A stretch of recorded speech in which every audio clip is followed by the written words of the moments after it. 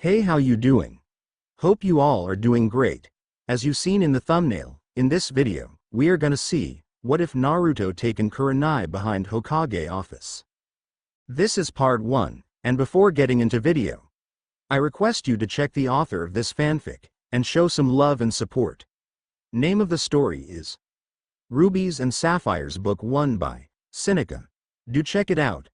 All details in description. And if you want next part of this series, please leave a like, share, and consider subscribe. Let's get into the video. Once, there was a giant fox with 9 tails. A single flick of one of those massive tails could cleave a mountain in half and cause a tsunami. This fox was feared by mortals as the embodiment of destruction, the Kyuubi no Kitsune, king of the demons. For reasons unknown, the Kyuubi had set its sights on a hidden shinobi village that was still recovering from a war with another, the village hidden in the leaves, Konoha. The death toll was catastrophic, and it was rising with every passing second. Men and women had blood pouring down their faces, arms, legs and bodies as they tried desperately to give their one hope of survival a chance to finish what he claimed was the ultimate weapon. People screamed out as they burst into flames, were cut in half or just fell to the ground lifeless. There were shouts from the shinobi, many of which were things like, "Hold it off until the Yondaime gets here." At that point, there was a huge flash and a puff of smoke, and when it cleared, there was the King of Frogs in all his glory with a sole figure atop his head, his white coat waving in the wind. Now, every single being on the battlefield had stopped, including the Kyuubi no Kitsune. Just as the Kyuubi turned to what looked to be a half-decent challenge, he was aware of an almighty presence behind the man atop the frog's head, one that even made him wary. One who should not be here. Kyuubi's eyes narrowed. Shinigami. A bright flash of blinding white light emanated the man atop Gamabunta's head, and Kyuubi could feel it. His soul was being wrenched from his body. As the soul finally left, the husk of the Kyuubi fell to the ground lifeless.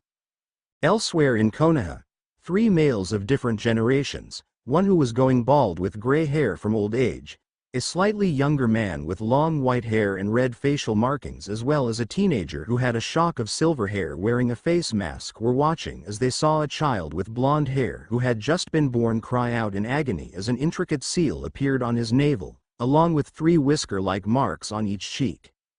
Back at the battlefield, the ninjas started cheering until they saw their fable leader, the yellow flash of Konoha, drop lifeless off Gamabunta's head. Watching in horror as he slammed into the ground, Gamabunta puffing out of existence, his summoner no longer able to tie his existence to this world. Yondaime had killed the king of demons at the cost of his life. Today, the 10th of October, would be a day remembered for all history. The day the world's strongest man sacrificed his life for his village.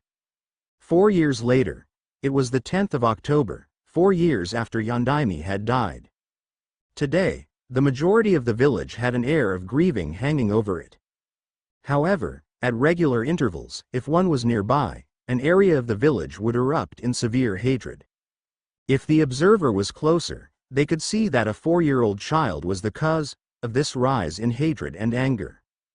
Said boy could be seen running for his life, bleeding profusely, covered in grime and a look of pure fear plastered over his face. He still did not understand. From the limited amount of information he was able to find out, a person's birthday was supposed to be one of the happiest days of the year.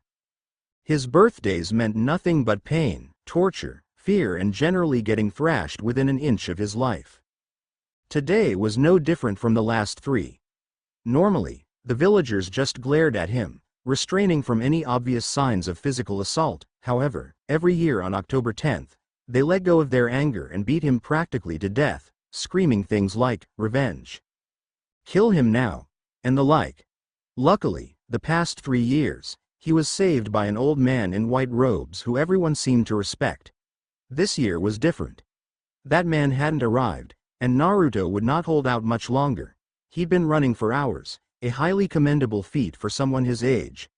Right now, the only though on his mind was, "This is it. I can't go on." His pursuers noticed instantly when the boy stumbled and ran blindly down a side alley. The pack smiled as they saw the boy crawling up against the far wall. It was a dead end. Today, they would finally get their revenge against the demon. They proceeded forward and began laying into the child, kicking, punching, and hitting him with implements. The boy was dead, and everyone knew it. Not too far by, one of Konoha's most famous Junin was just coming back from his mission, hoping to enjoy the festival when he sensed a massive amount of hatred nearby from a large group of people. He stopped on a roof and saw that there were people laughing manically, shouts of things like, demon, and other rather unusual sounds. The Junin narrowed his one visible eye when he picked up another sound. The sound of a child sobbing. The sound was extremely faint, but it was coming from the group. The silver-haired Junin jumped down from the roof and walked up to the crowd, raising his voice so they could all hear him. What exactly is going on here?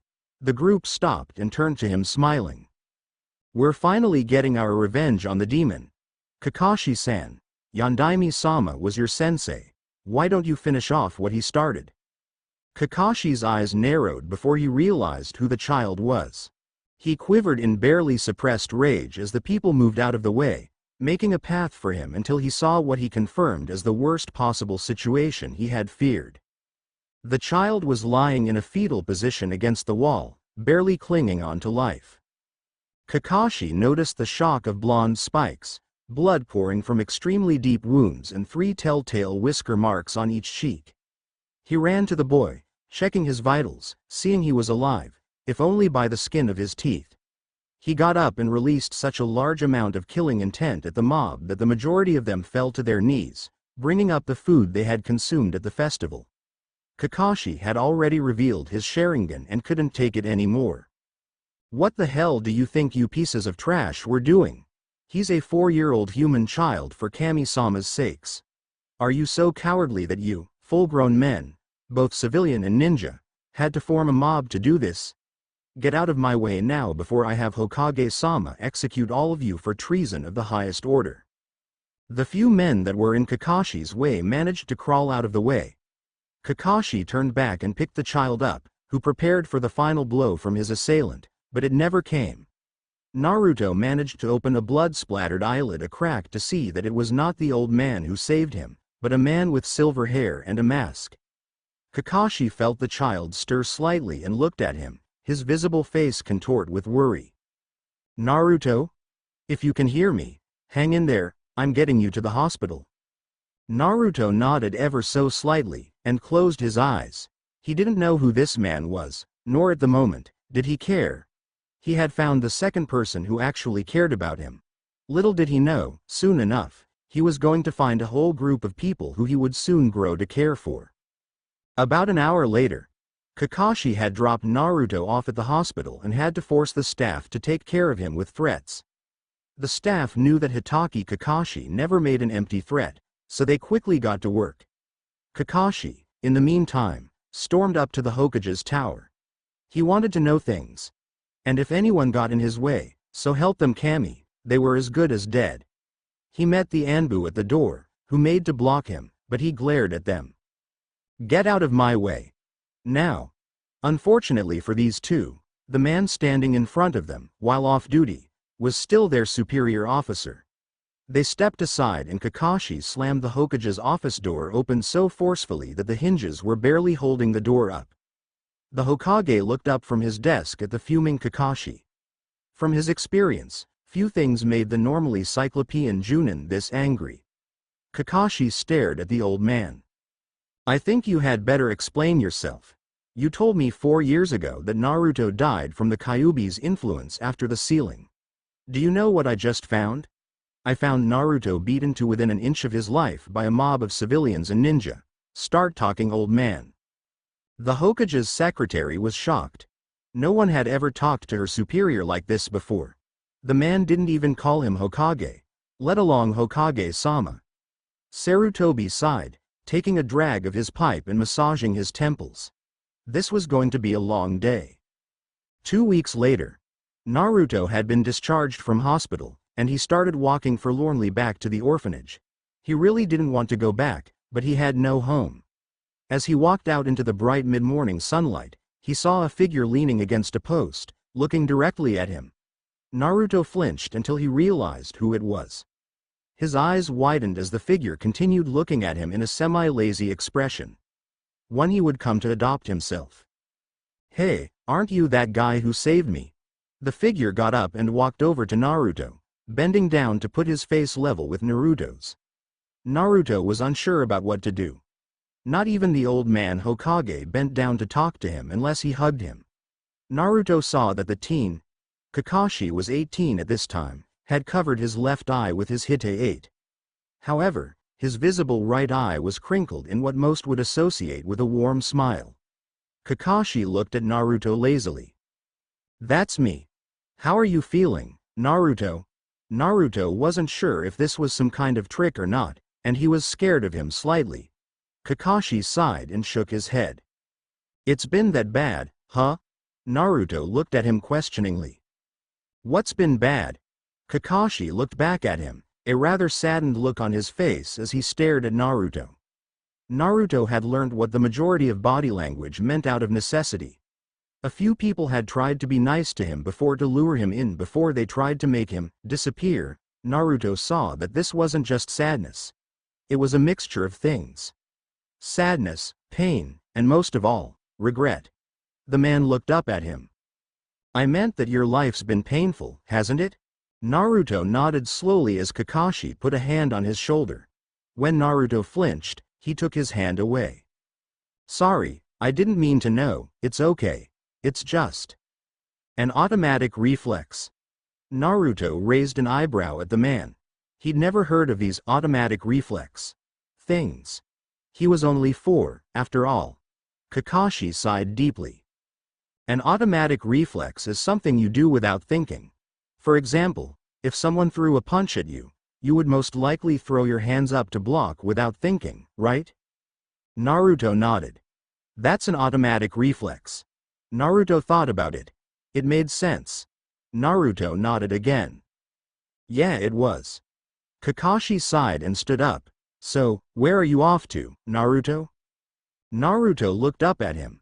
"I'm going back to the orphanage." Kakashi looked at the boy. He was still in the orphanage. No one had adopted him yet. Once Kakashi remembered how he found Naruto, it actually wasn't really surprising. Kakashi watched as Naruto looked at him. "Anyo, thanks for saving me, mister." Kakashi smiled at him. "It's Kakashi, Naruto. I'll be seeing you around, okay? If you need anything, just ask the old man." Naruto nodded and began walking off in a daze towards the orphanage, having no idea that Kakashi was secretly trailing him. When Naruto walked up to the front door, Kakashi was shocked when he saw a group of boys slightly older than Naruto saw him and made their way over to him, starting to push him around. Kakashi frowned at this.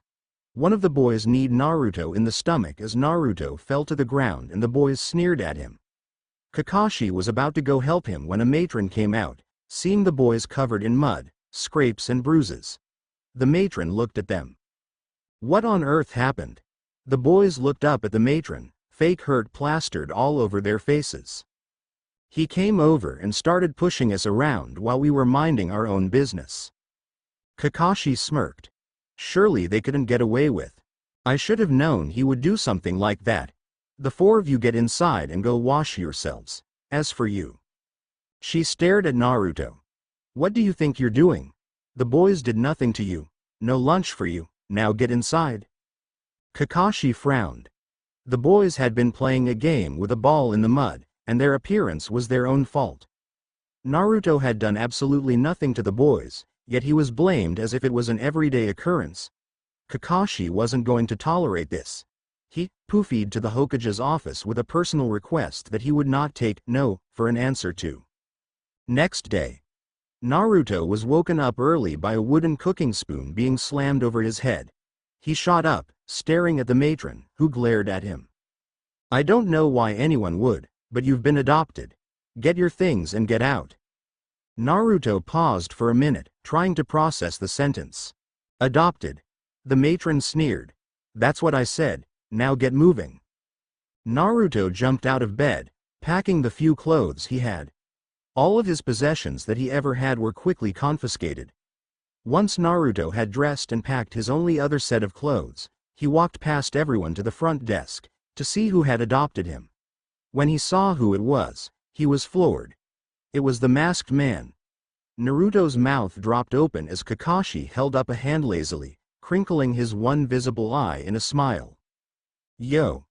Naruto's clothes dropped to the floor as Kakashi continued smiling. Naruto was in shock.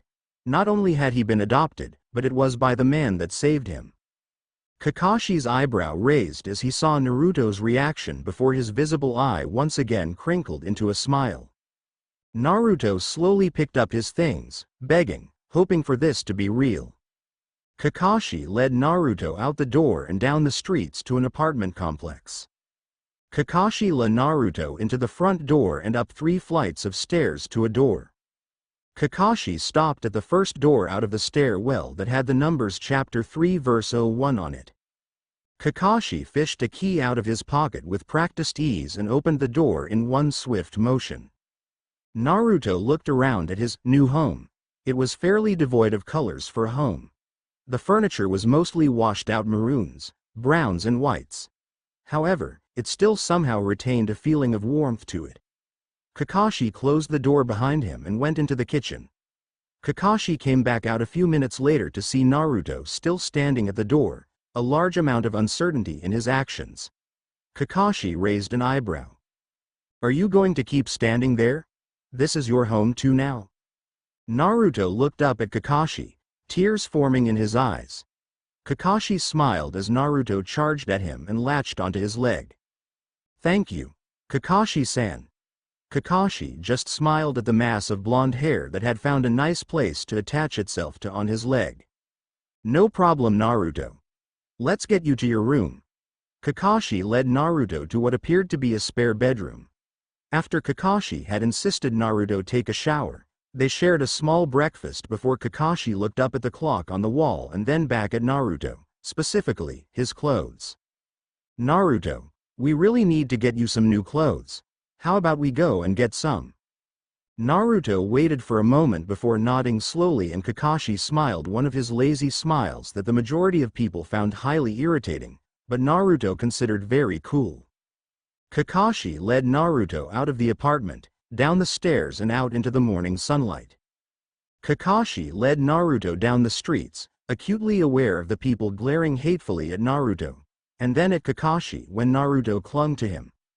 Kakashi stared coolly at them, almost daring them to say something or make a move against him or Naruto.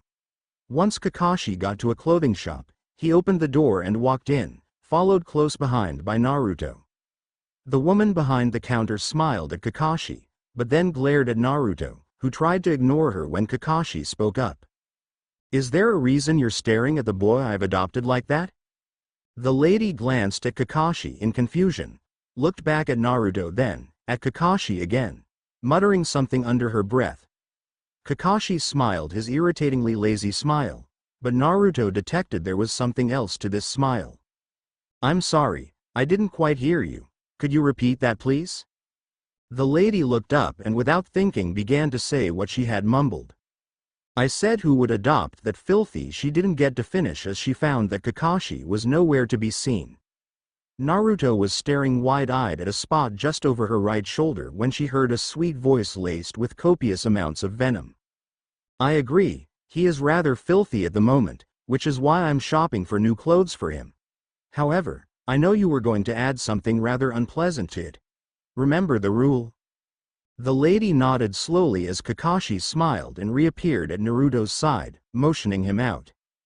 "I'm sure there will be other stores that will be more than happy to service without me having to do something similar. Naruto, let's go." Naruto nodded dumbly and followed Kakashi to another store. When Kakashi pushed the door open, the man behind the counter smiled. "Kakashi-san. Long time no see, what's been happening?" Kakashi smiled lazily at the man. This is normally where Kakashi came to buy his ninja attire. "Yo, I need some gear." The man laughed, still not having noticed Naruto behind Kakashi. "Well, take a look around. Looking for anything in particular?" Kakashi hid as he looked at a nondescript section of the ceiling, before smiling and putting a hand on Naruto's shoulder. I'm looking for some clothes for my friend here. The man looked at Naruto and his eyes widened, but not in hate but surprise. The man stared at Kakashi. Kakashi, is this Naruto? Yeah, it is. Naruto looked at the man, waiting to see his reaction. The man stared at Kakashi before looking at Naruto, shaking his head. Man, I heard you died on the day you were born. Well, the fact you're actually alive is a shock, to say the least. Don't worry, Naruto. From what Kakashi has told me, I can tell you're not what the others make you out to be. Hell, I think you're a better person than the majority of people in this village. If you ever need clothing or anything, just come here, alright? Naruto was shocked. There were people who would treat him nicely. Hell, this guy was even treating him with respect. Kakashi smiled as the guy got out from behind the counter and rubbed his hands together. Well, are we looking for anything in particular? Kakashi hid again before smiling. Let's see what Naruto wants. Naruto didn't get it. Why were some people being so nice to him? He was never given a choice in anything before. It was a very foreign concept to him. When Kakashi nodded, Naruto started looking through the racks of clothes. Kakashi came beside him and helped him, giving him advice on what to choose. Naruto eventually, with rather subtle persuasion, settled for a skin-tight black long-sleeved shirt, full-length black pants and several other things, such as a ninja utility belt where he could attach all manner of items onto, as well as several pairs of boxer shorts and some black ninja sandals. Kakashi insisted he get at least 2 pairs of everything but the sandals and belt, so Naruto reluctantly agreed. With these items purchased, they went back to the flat, where Naruto watched as Kakashi chucked his old clothes into the bin and smiled at Naruto's gobsmacked expression. You're not wearing those anymore. They're not even clothes. Kakashi got Naruto settled in and made lunch for the two of them. Nearly 1 year later, today was October 10th, Naruto's birthday. In the past year, Naruto had stopped being so shy and had taken an instant liking to Kakashi. He literally took Kakashi on as a role model, thinking Kakashi was the coolest thing since sliced bread. Naruto woke up, remembering what day it was, and tried to make the world swallow him up. He may have been with Kakashi for practically a year, but he had still not had a birthday with him, so he was still slightly fearful. After about 5 minutes, Kakashi came in after knocking on the door. Rise and shine, Oto. That was another cool thing. Kakashi didn't lord it over Naruto like he'd heard several people said their fathers did to them. He treated Naruto more as a younger brother, with the best parts of what Naruto guessed were paternal instincts thrown into the mix. Kakashi noticed that Naruto had a wave of fear rolling off him. Something wrong, Naruto? Naruto let out a tiny squeak and Kakashi realized what was wrong. Still worried that what happened the last 4 times will happen again? The fear increased, indicating that was exactly what Naruto was worried about. Kakashi smiled. Don't be. While you're here, no one's going to chase you except if we decide to play a game of tag. Naruto's fear stopped and Naruto froze for a second. Kakashi was slowly training Naruto to be a ninja. Kakashi had played games with Naruto that were actually designed to help him improve his senses and all-around basic skills. Tag was one of them. Kakashi would always start as it, while Naruto would go and hide, learning quickly how to keep him hidden, as well as figuring out ways of creeping to avoid detection. These skills would prove to be absolutely invaluable when Naruto became a ninja, for when he needed to use stealth to avoid detection by enemy ninjas. Kakashi was mildly surprised at the knack Naruto had for it. Naruto quickly figured out that staying in one place for the entire game was a very bad idea. He saw that Kakashi used a methodical searching pattern that would find him sooner or later. Naruto had figured out that it was best to wait until Kakashi had done a large section of the battlefield first before he moved to an area Kakashi had already covered by sneaking around him when he was patrolling one of the far streets away from where he was. Another one that Kakashi played with Naruto was Shugi. After being taught the basic rules of it and getting a very raw idea about the amount of strategizing that needed to be put into the game when playing a good player, which Kakashi proved to be surprisingly adept at, Naruto became a player with standard ability. Naruto slowly took a peek out from under the sheet of his food and saw that Kakashi was smiling with his hands behind his back. Naruto's danger sense told him that Kakashi had something behind his back, so he hid again, much to Kakashi's surprise, until he realized how his hands were positioned. "Sorry, Naruto, I forgot how adept you were at ready body language at your age. I don't have a weapon in my hands. I'll leave what I have in my hands here for you."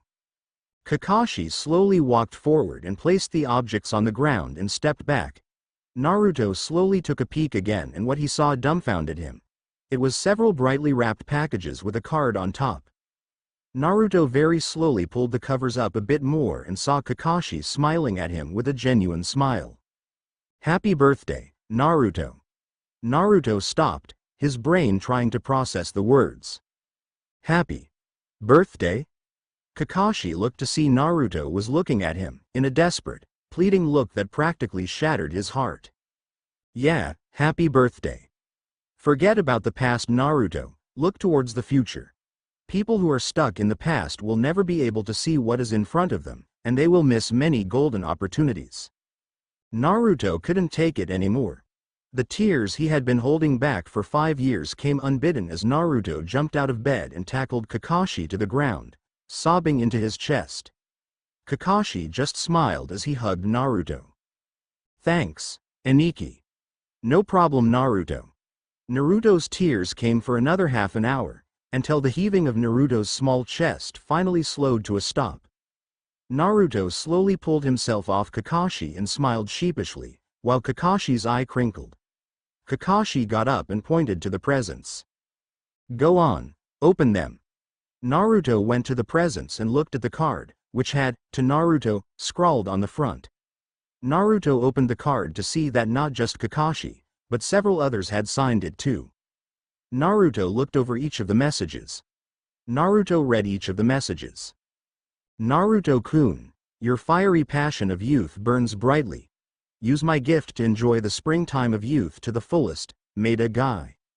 So, you're 5 now, Naruto? From the times I've seen you. You look like you'll grow up to be a great man. If you ever need a Shugi partner or some lessons in armed hand-to-hand combat, come and see me. Sarutobi Asuma." The next one was one he was not expecting, at least, not in the form it was. "Happy 5th birthday, Naruto. You're growing up fast. When you get older, make sure you don't let Kakashi turn you into a pervert, or I'll personally nail him up to a post and make him watch as I burn all of those little orange books of his. Yuhi Kurenai." "Happy 5th birthday, Oto.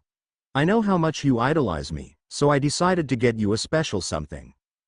The ink here looked kind of smudged, kind of like Kakashi had been moved forcefully while writing, as if someone had hit him over the head. Naruto continued reading. "Despite the fact that Kurenai thinks it's one of those little orange books, I'm actually going to give you something better. Happy birthday, Naruto." Naruto looked at the card, his chest swelling in happiness. He had only met each of the others several times, but they, like Kakashi had said were nice people. Naruto had taken an instant liking to Kurenai. Even though Naruto had heard that she was Konoha's Ice Queen, she seemed pretty normal to him. Kurenai actually thought he was rather cute, to use the word she had used.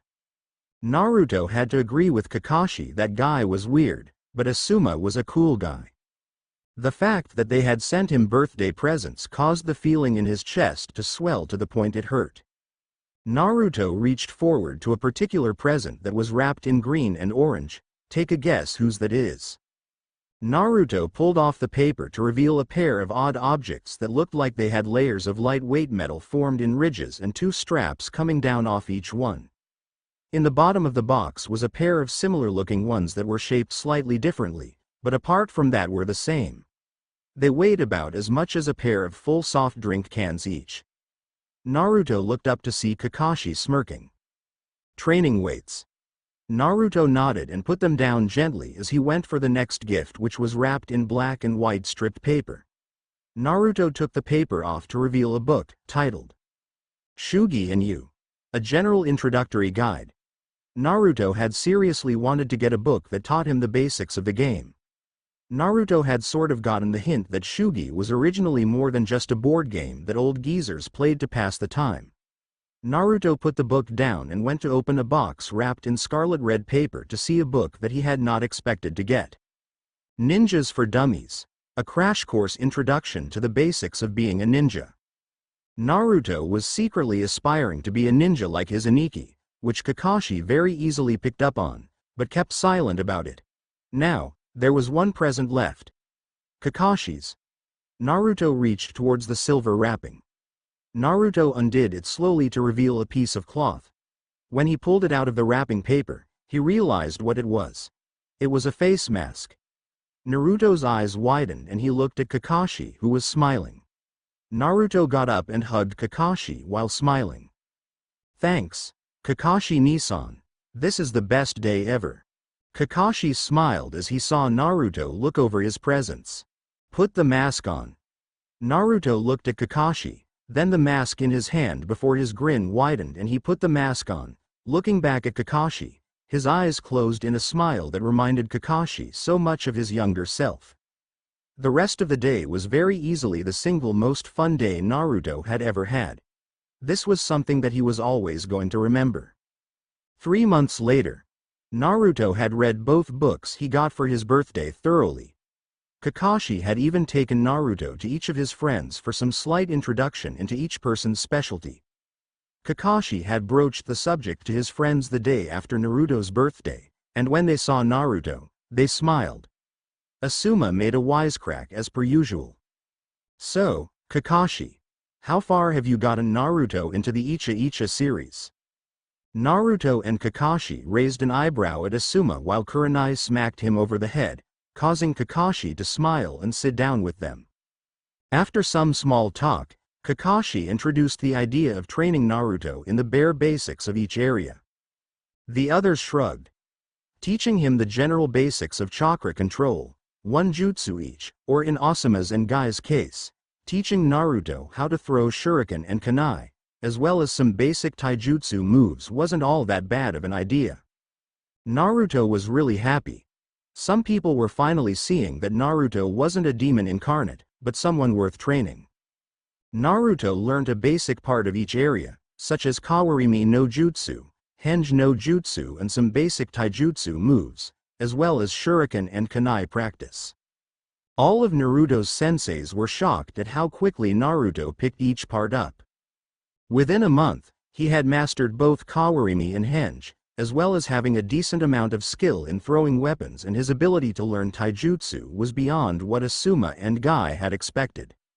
All 3 Junins and 1 Chunin, Kurenai was still Chunin at this point in time, decided to teach him some slightly more advanced things. Kakashi could see that Naruto's chakra capacity was already that of an upper-level genin, but his chakra control suffered directly because of it. Kakashi introduced Naruto to the idea of walking up trees with only his feet. Naruto had been dubious at first until Kakashi did it like it was the most normal thing in the world. Kakashi had gone over the mechanics of how it worked until Naruto decided to give it a try. Naruto had made it about halfway up the 50 or so meter tall tree before the bark cracked and repelled him off it. After about 3 or 4 goes, Naruto had made it to the top, with a very impressed Kakashi standing at the base. The training that the Junins and Chunin administered on Naruto gradually got tougher as the months went by. Gai had showed Naruto that the training weights he wore could have their weights adjusted to whatever weight Naruto wanted by pumping an appropriate amount of chakra into them. Naruto experimented, pumping just a small amount of chakra into the forearm guards, which increased the weight by a small amount.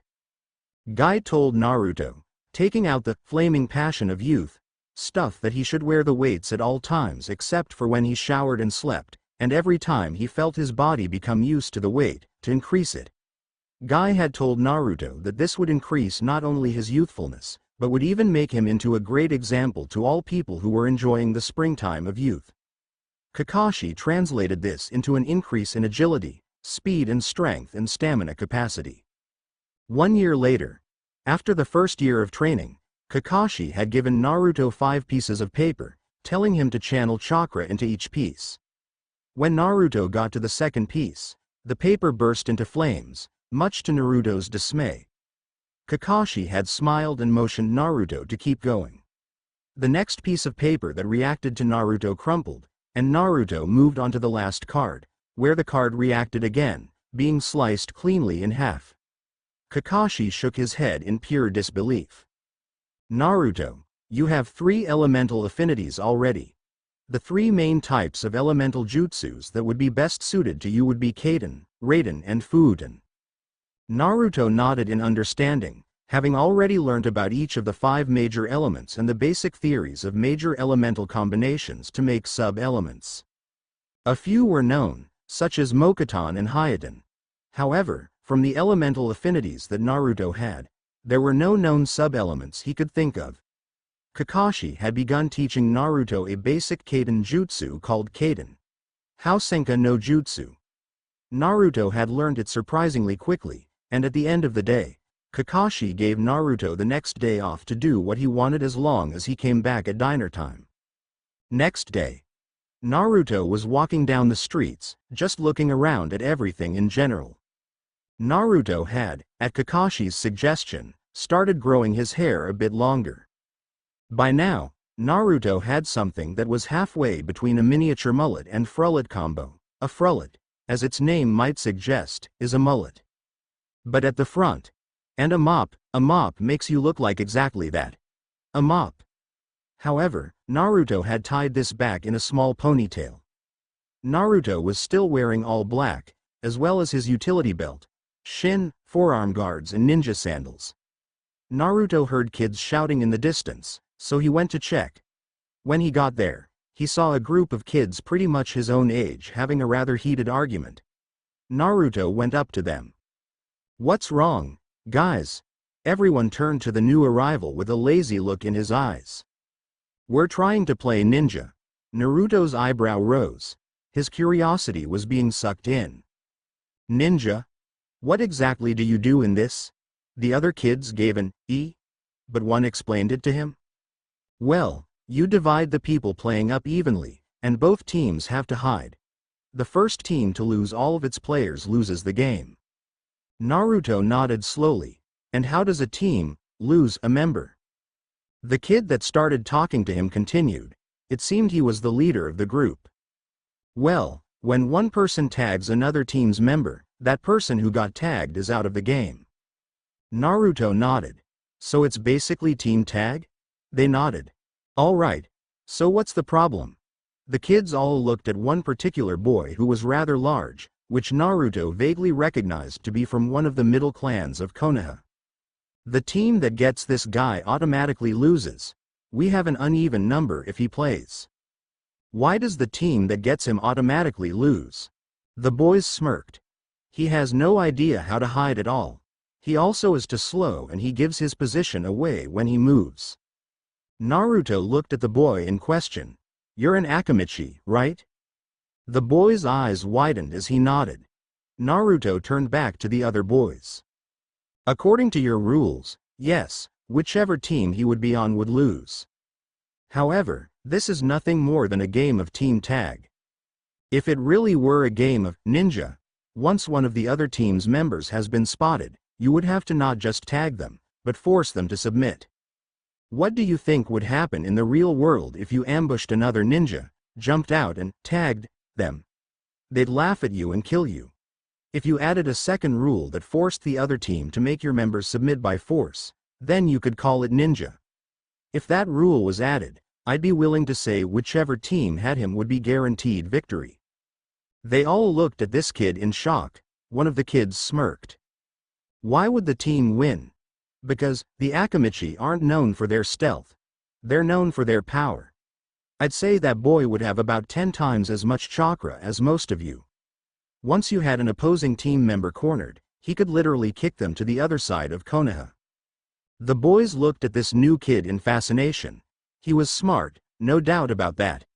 Naruto turned to the Akamichi, who looked on the verge of tears.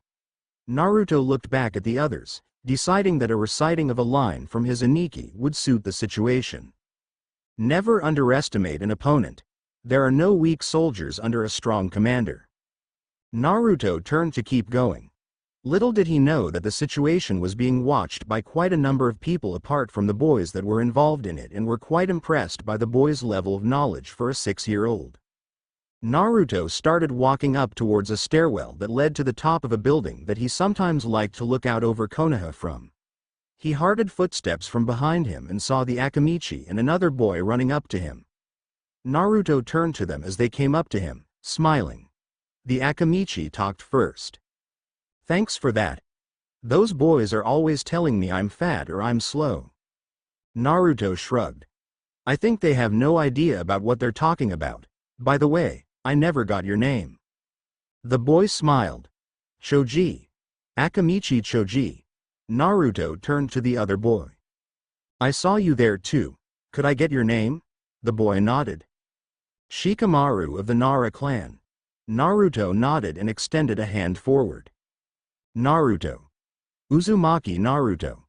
Both boys shook his hand and they continued walking up the last of the stairs to see a much larger man with a huge mane of red hair sitting on the bench. The man turned to them and smiled. "Choji, Shikamaru. Who's this young man you've brought with you?" Choji smiled. "Hey Dad. Well, this is Uzumaki Naruto. He just came and defended me against those kids that always call me fat." The man looked to Naruto before smiling. "Thank you for that, Naruto. I happened to hear the entire conversation. You're very intelligent for a 6-year-old." Naruto smiled at him. "Thank you, but what I said was just the truth. Akamichi specialize in power, not speed from what I've read. Also, calling that game, ninja, was a stupid idea." The man chuckled. "Your logic was completely sound, there's no need to justify it." Choji sat next to his dad, while Naruto took a spot next to Choji and Shikamaru took a spot next to Naruto. Naruto's stomach growled as he smiled sheepishly, scratching the back of his head. "I wouldn't be able to get." Choji smiled and pulled out a bag of potato chips, breaking the seal and letting Naruto pick the chips out of the bag. Naruto took a few while Choji offered some to Shikamaru, and they all started munching on them. Choji turned to Naruto. "Naruto, I haven't seen you around before. Are you new to this village?" Naruto shook his head. "I was born here. Until the age of 4, I lived in an orphanage. A few weeks after I turned 4, someone adopted me. He's really cool. His name is Kakashi." Choji's father turned to Naruto in interest. "Kakashi? As in Hitaki Kakashi?" Naruto nodded. "That's him. He's a really nice guy. I've met a bunch of his friends, but I don't have any my own age." Naruto looked down to the ground, rather saddened by the fact. Choji smiled at him. "Want to be my friend?" Naruto looked up at him happily. "Really?" Choji nodded and Naruto smiled. "Sounds like fun." Shikamaru smiled as well. "Well, if Choji's going to be your friend, then I might as well too." Naruto couldn't get much happier. He smiled at Shikamaru and the boys continued to eat chips and chat with their new friends well into the afternoon. Several months later, Naruto had become fast friends with both Shikamaru and Choji, quickly finding out that Shikamaru was a very good shugi player. Naruto's relationship with his senseis had also come along dramatically. Especially Kurenai. Most of the others noticed that Kurenai was starting to melt, as they called it, which usually earns them a glare when they mentioned it. Naruto had even gotten to the stage of calling her Kurenai-chan. Kurenai liked Naruto because he was so bashful around her. All she had to do was put her face close to his and stare at him, or smile at him, and he would look at the ground and blush, scratching the back of his head at the same time. Kurenai actually found this quite cute, but she would never let the others know. At times, she even called him Naru-chan, which practically made him faint. By now, Naruto had already mastered several ninjutsu from each element. He'd lapped up Kurenai's genjutsu lessons, and he was also becoming very competent in taijutsu, adopting some of the Guken, or Iron Fist style, into a mix of other various fighting styles that each teacher had. Kakashi was especially helpful with the styles he had copied with the Sharingan. Over the next 2 years, Naruto's unique taijutsu style had a massive number of flaws in it, until he individually worked the kinks out of the vast majority of the style. All of his teachers commented that his style needed a new name. So Naruto got thinking while continuing to learn from his senseis. Eventually, he settled on the name Kageken, or Shadow Fist, due to the style mainly relying of excessive agility to keep the enemy on their toes, constantly appearing in their shadow, and a decent amount of power so that a lot of powerful hits could be made in a short amount of time. The one downside to this is it required a huge stamina capacity to use to its full potential. However, for less serious occasions, or if he was running low on stamina, Naruto could sacrifice the power and use the speed for much longer. By the end of that year, Naruto believed he was ready for the academy. However, Kakashi said to wait until next year. Naruto agreed, as if he entered now, he would not be able to be in the same class as Shikamaru and Choji, who had come over to his apartment to play quite a number of times. Shikamaru had proven he was Naruto's equal in Shugi. Shikamaru had never met someone who could play Shugi as well as Naruto, and was shocked at the boy's level of knowledge and foresight. During the next year, Guy decided it would be interesting to see if Naruto could open his celestial gates. Naruto had not too long ago inquired as to the mechanics behind the Reikari, to which Kakashi had told Naruto that it relied on complete activation of the body, which was then concentrated into the thrusting arm. The theory behind temporarily opening the celestial gates used the same principle in a different manner. Unlocking the gates required activation of the body, or more specifically, certain parts of the body. When Guy gave Naruto the theory behind the gates and told him to try it, Naruto wasn't able to do it, which was no surprise. However, when he came the next day after having studied all the scrolls on the gates, he believed he could open the first one. When Guy instructed Naruto to try, Naruto began to concentrate his chakra to his brain where the first gate was located. Naruto felt a surge of power, unlike anything he'd ever felt before. Guy's eyes widened as the ground under Naruto began to crack as red chakra leaked out of Naruto and formed a massive aura of chakra that gave off a feeling of pure utter dread to everyone who felt it. Within no time at all, Kakashi and the Sandaime Hokage were at the field, inspecting Naruto as he sat, panting on the ground. Kakashi looked at Naruto, his face full of worry. "Naruto, what just happened?" Naruto looked up at Kakashi and then at the old man Hokage. "Well, I opened the first gate, and then this. Red chakra poured out of me. Guy-sensei tells me that red chakra shouldn't come out until the third gate is opened." Kakashi looked at the Hokage worriedly, who looked at Naruto. "Naruto, did you feel anything unusual about the red chakra?" Naruto nodded. It felt both foreign and familiar at the same time. But the chakra was full of hate, anger and bloodlust. "I've never felt that much of it before." Sarutobi nodded slowly, taking this in. Naruto looked up at them for an explanation. "Aniki? Old man? What happened?" The old man rubbed his temples and directed everyone back to Naruto and Kakashi's place, where they all took a seat. Kakashi prepared some tea for the four of them while the Hokage thought about where to begin. "Naruto, do you remember your birthday?" Naruto nodded slowly, having no idea where this was going. "October 10th. The Hokage nodded. "Do you remember the story about the Kyuubi?" Naruto nodded again. "Yondaime defeated it, didn't he?" The Hokage didn't nod or shake his head, but took a puff of his pipe. "Defeated is the right word. Technically, the Kyuubi is still alive, but only in a spiritual sense." Naruto frowned. He didn't like where this was going, not one bit. "Then that red chakra was." The old man nodded again. Kakashi handed a mug to the other three and sat down next to Naruto with his own. Yes, that chakra was Kyuubi's. Naruto, a being such as the Kyuubi could never be fully destroyed by a mortal. However, the Yondaime used a special jutsus that ripped the Kyuubi's soul out of its body, killing it in a physical sense, and the soul was sealed inside a newborn child.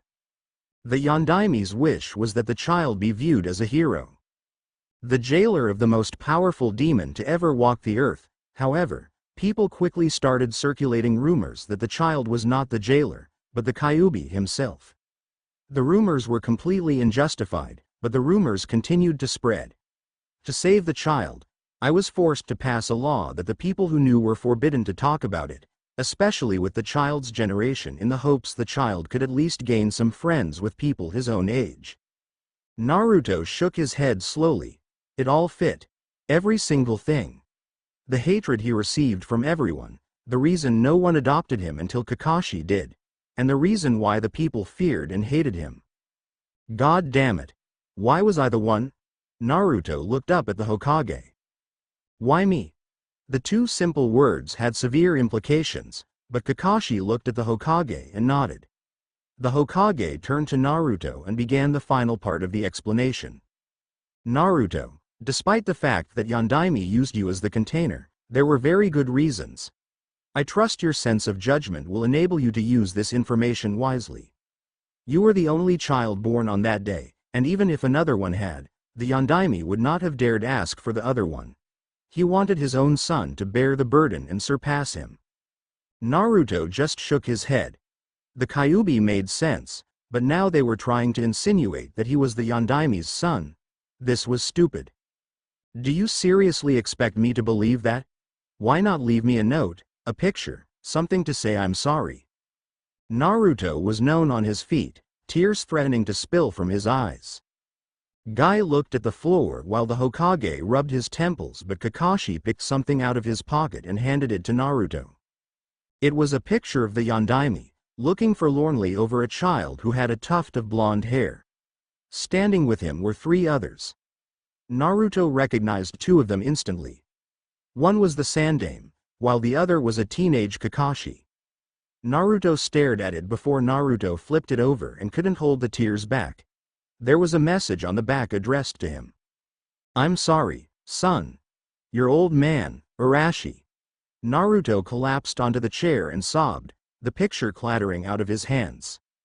At that point, there was a knock on the door, and Guy went to see who it was, surprised to find Kurenai and Asuma at the door looking very worried. When they saw Naruto in tears, they could guess what had just happened. They came in and closed the door. Asuma nodded to his father, the Sandaime, while Kurenai's maternal instincts took over and she hugged the sobbing Naruto. In all the years she'd known him, she'd never ever seen him cry. Kurenai noticed the picture on the floor and grimaced. She was not the least bit surprised at Naruto's reaction to the photo. Knowing that Naruto had just been told who his father was, the Kyuubi explanation would have come too, which would explain why they felt the Kyuubi's chakra. Naruto just leaned into Kurenai's chest and sobbed for the better part of an hour while everyone in the room looked extremely downcast, and for good reason too. Eventually, Naruto stopped crying and Kurenai let him go. Naruto looked up at her, his cheeks puffy with crying, but the hint of a smile playing across his face. Thanks, Kurenai-chan. Kurenai smiled as she hugged Naruto again. Naruto finally realized where exactly he was located. Right in between her sizable cleavage. Everyone could detect Naruto's embarrassment as Kurenai let him go, trying to keep herself from blushing. Asuma and Kakashi smirked. They were definitely not going to let Naruto live this one down. This was fuel for taunts and the like that would last for years. After several hours of explaining to Naruto that he was forbidden to tell anyone outside this room any of this information, everyone except Naruto and Kakashi left, Asuma giving Naruto a knowing smile, which turned Naruto bright red. Once the door shut, Kakashi turned to Naruto. So, what was it like? Naruto looked at Kakashi in confusion. Huh? Kakashi's visible eye crinkled as he smiled in that lazy fashion. Her chest. Naruto flushed again as he crossed his arms while Kakashi just continued smiling at him. Pervert. Kakashi chuckled at the name and decided to eat out tonight before getting an early night. He took Naruto to a place that Naruto had recently come to enjoy. Ichiraku Ramen. They both sat down and greeted the owner. Hey, Oji-san. The man smiled at the boy. Ah, hey there Naruto. I see you've brought your brother with you this time. What can I get for the two of you? Naruto jumped in with his favorite order. One large miso pork ramen with a boiled egg please, Oji-san. The man turned to Kakashi. And for you? Kakashi smiled at the man. One large miso beef ramen please. The man nodded and got to work. Coming right up. After they had both eaten, Naruto and Kakashi paid and walked back to the apartment. The day of reckoning, as Kakashi called in jokingly, was close at hand. Naruto was about to enter the academy. At the start of the next year, Kakashi had walked Naruto to the academy where he quickly met up with his two friends Shikamaru and Choji, who had come with their parents. The boys greeted each other while the parents did the same. They turned to the Hokage as he addressed them, welcoming the students to the academy. Most of the parents were listening, but the children, being their age, let their minds wander. The majority of the children's eyes ended up on Naruto and Kakashi, while Naruto was specifically looking at a raven-haired boy and a brunette who was most likely his father. Both of them had the Uchiha family crest on the backs of their jackets. It was clear the father did not want to be there, and he proved it when the second the speech finished, he turned and left his son there. The other parents and their children walked inside to sign their son's or daughter's name off on the list that the head teacher had. Once it came to Naruto's turn, the man looked at Kakashi and smiled. Ah, Kakashi-san. This must be Naruto, correct? Kakashi nodded. The Chunin looked at Naruto smiling kindly. Naruto noticed the man had a very tanned face with a scar running across the bridge of his nose. Welcome to the academy, Naruto. I've heard a lot of positive stories about you. I look forward to teaching you. Naruto nodded, and as his name was ticked off, he was directed to a classroom. Kakashi walked him to the classroom door, and as he walked in, the formerly rowdy class calmed down again when they saw the newest father-son couple walk in. However, the father was extremely young, and while they did both look similar, even their facial expressions were a carbon copy.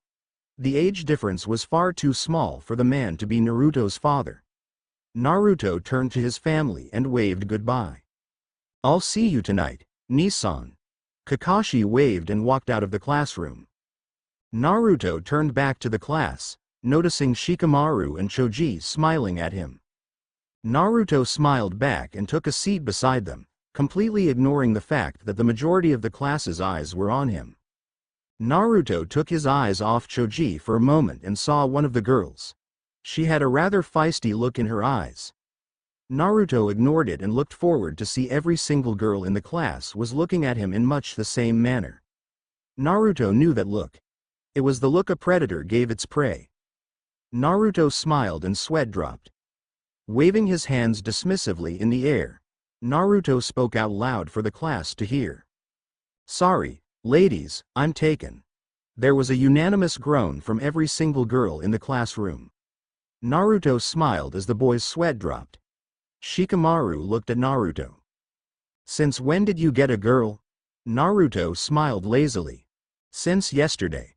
Shikamaru mumbled before he spoke loud enough for the people around him to hear. Mendokase.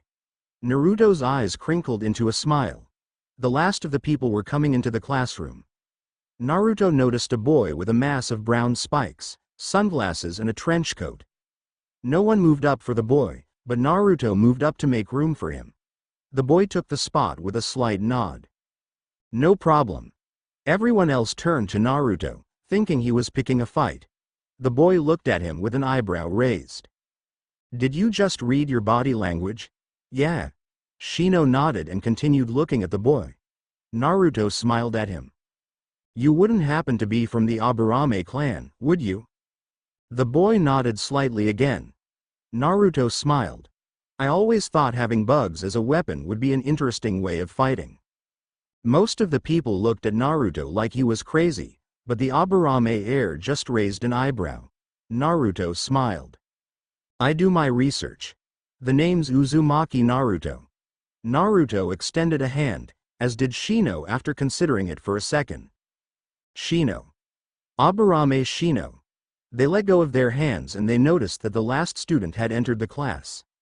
Most of the students looked at the boy suspiciously, but Naruto moved up again to make space for the boy who took the seat. Naruto could tell from the red facial tattoos and the dog with him that this boy was an Inuzuka. Naruto smiled as he held up a hand in greeting. Yo. You're an Inuzuka, right? The guy nodded, flashing some slightly longer than normal canines, which most of the others flinched at, but Naruto's group kept on looking at their new guest. Naruto stuck out his hand. Uzumaki Naruto. The guy accepted his hand. Inuzuka Kiba. Naruto looked at the small dog on top of Kiba's head. What's your companion's name? Kiba was shocked.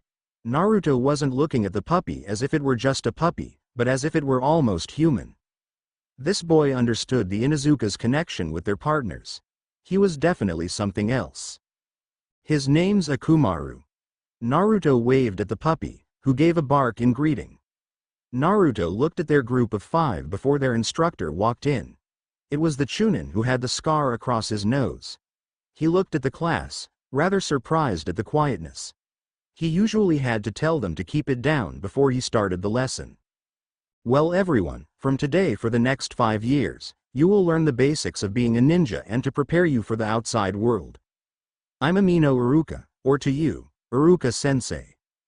The day pressed on and quickly drew to an end. Naruto's group of 5 made it to the front door of the academy to see that the parents were waiting for them. Kakashi waved to him and Naruto waved to his new and old friends as he went to his brother. 5 years later, it was the day of the graduation exam. Naruto's group had gotten together one night a week for the last few months to discuss what the exam could be, and how to study for it.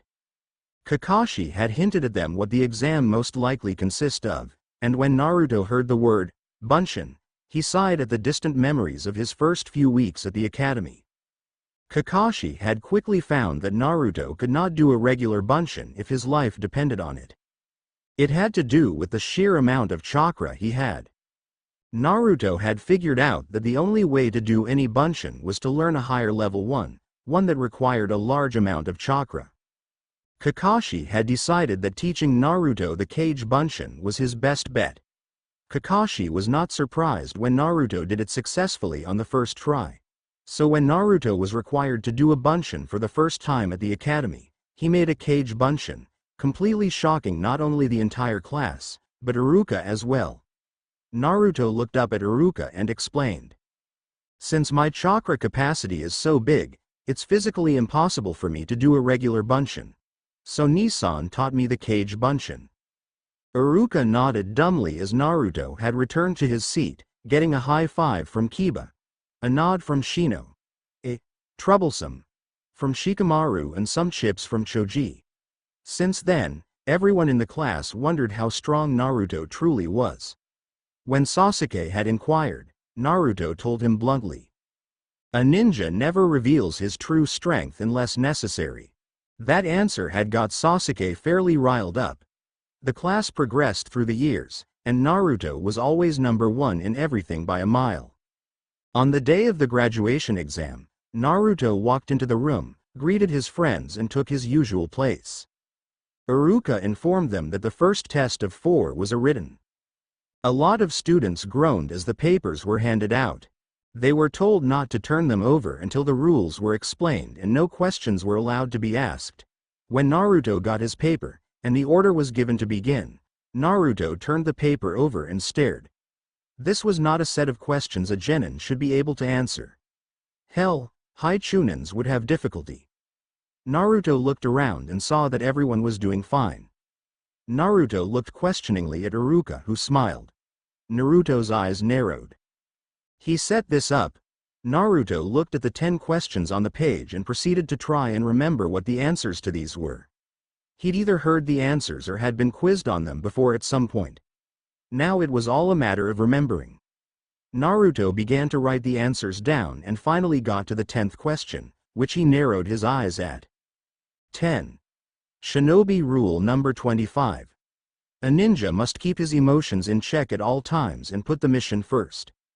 Do you support this rule, or do you think it should be redone? Provide a reason for your choice, and if you chose to reconstruct it, provide the reconstructed version. Naruto sighed. This was a damn difficult question. However, Naruto got the feeling that if he got this one right, the others wouldn't really matter. Naruto had long ago heard this rule and thought it was absolute garbage. He had even constructed his own version. Naruto wrote his answer carefully. I believe that Shinobi Law number 25 needs to be reconstructed. The current law suggests all emotion is taboo and that humans are mindless killing machines. No matter how much you suppress a person's emotions, you will never truly kill them completely. If you do manage to, they are no longer human. The rule should be reconstructed to say, a shinobi will face situations in his life that will destroy the souls of most men. At times like these, he must steel himself, no matter how hard it may seem. Naruto put down his pen, quite pleased with himself. He looked at the time. Less than 60 seconds to go. Naruto counted down until the seconds hand reached the 12 and Iruka called for the class to put their pens down. Iruka collected the sheets, stopping when he saw Naruto's. Naruto looked up at him lazily. Any particular reason you gave me a test that the majority of Chunins could never answer, Iruka-sensei? Naruto was aware that the entire class was staring at him. Both Shikamaru and Kiba, who were on either side of Naruto, boggled at the questions.